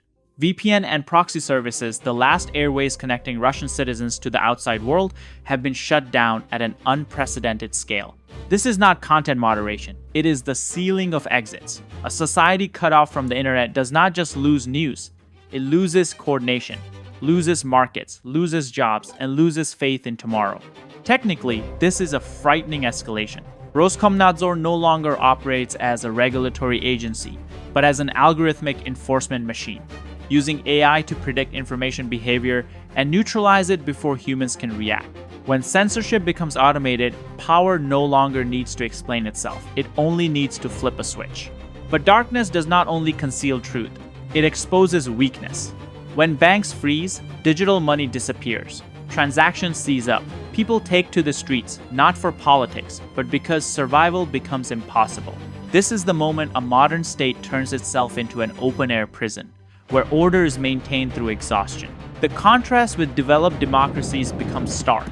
In systems with infrastructure redundancy, rule of law, and transparency, crises are managed with data, markets, and trust. In Russia, crises are managed with bans and silence. This is not a technical choice. It is a political one. Notably, cutting the internet also backfires on security grounds. It cripples not only civilian life, but auxiliary command chains, defense enterprises, and military logistics services that depend on commercial networks. When everything runs on shared infrastructure, shutting it down is shooting yourself in the foot. In that darkness, one question hangs in the air. If power needs darkness to survive, what will light do when it returns? History does not always end empires with explosions. Sometimes, it only needs a moment of stillness. When trucks stop moving, when the internet is cut, when banks freeze and supply chains fracture, Russia is not facing an external attack. Russia is confronting its own physical limits. An empire can endure sanctions, endure propaganda, even endure war, but it cannot survive when it can no longer move. Modern power does not lie in the number of missiles, but in the ability to sustain rhythm. Goods must arrive, data must flow, energy must be distributed, and trust must be rebuilt every day. Russia is losing all four at the same time. While Moscow sinks into snow, darkness, and digital silence, the rest of the world continues to operate under a different logic. In countries with open infrastructure, flexible supply chains, and accountable institutions, crises are handled through coordination, not locked doors. Their strength does not lie in controlling every citizen, but in allowing systems to repair themselves. That is the fundamental difference between a nation that leads order and a regime that must suffocate society to survive. Russia once believed that vast territory was an advantage. But in the 21st century, territory without connectivity is merely expensive emptiness. When every bridge, every road, every data center becomes a choke point, scale no longer means strength, it becomes a burden. And while the Kremlin tries to turn darkness into a tool of rule, it forgets one basic truth. Darkness does not produce food, does not transport medicine, does not fix trucks, and does not sustain an army. It only stretches the time before reality returns stronger. What is unfolding is not an instant collapse. It is a freeze, a frozen economy, a frozen society, a war machine frozen because it has lost the lubricant of logistics, trust, and adaptability. There is a widespread misconception rooted in old-style warfare thinking that power is determined by the number of tanks, artillery pieces, or missiles. Modern history has proven the opposite. Real power lies in the ability to make an adversary unable to move. And at this moment, Russia is not losing on the battlefield. Russia is being paralyzed within its own circulatory system. There's no need to bomb Moscow, no need to march troops across borders. All it takes is allowing Russia's logistics system to choke under the combined weight of war, sanctions, inflation, and weather, and that is enough. This is not a punch, it is a slow clam tightening, quietly, without announcements. Meanwhile, on the other side of the ocean, the United States shows no sign of urgency. Washington does not need to do more to prove its power. It only needs to ensure that it can still move in a world where its adversaries are gradually standing still. Look at the contrast. Russia is dismantling truck gearboxes to keep a single vehicle running. The United States is optimizing a civil military supply chain, where every container, every route, every port is treated as a strategic asset. This is not display, this is class. And China? Beijing is watching this entire process with a feeling that is hard to name. Not fear, not yet panic, but unmistakable unease. Because China understands one thing clearly.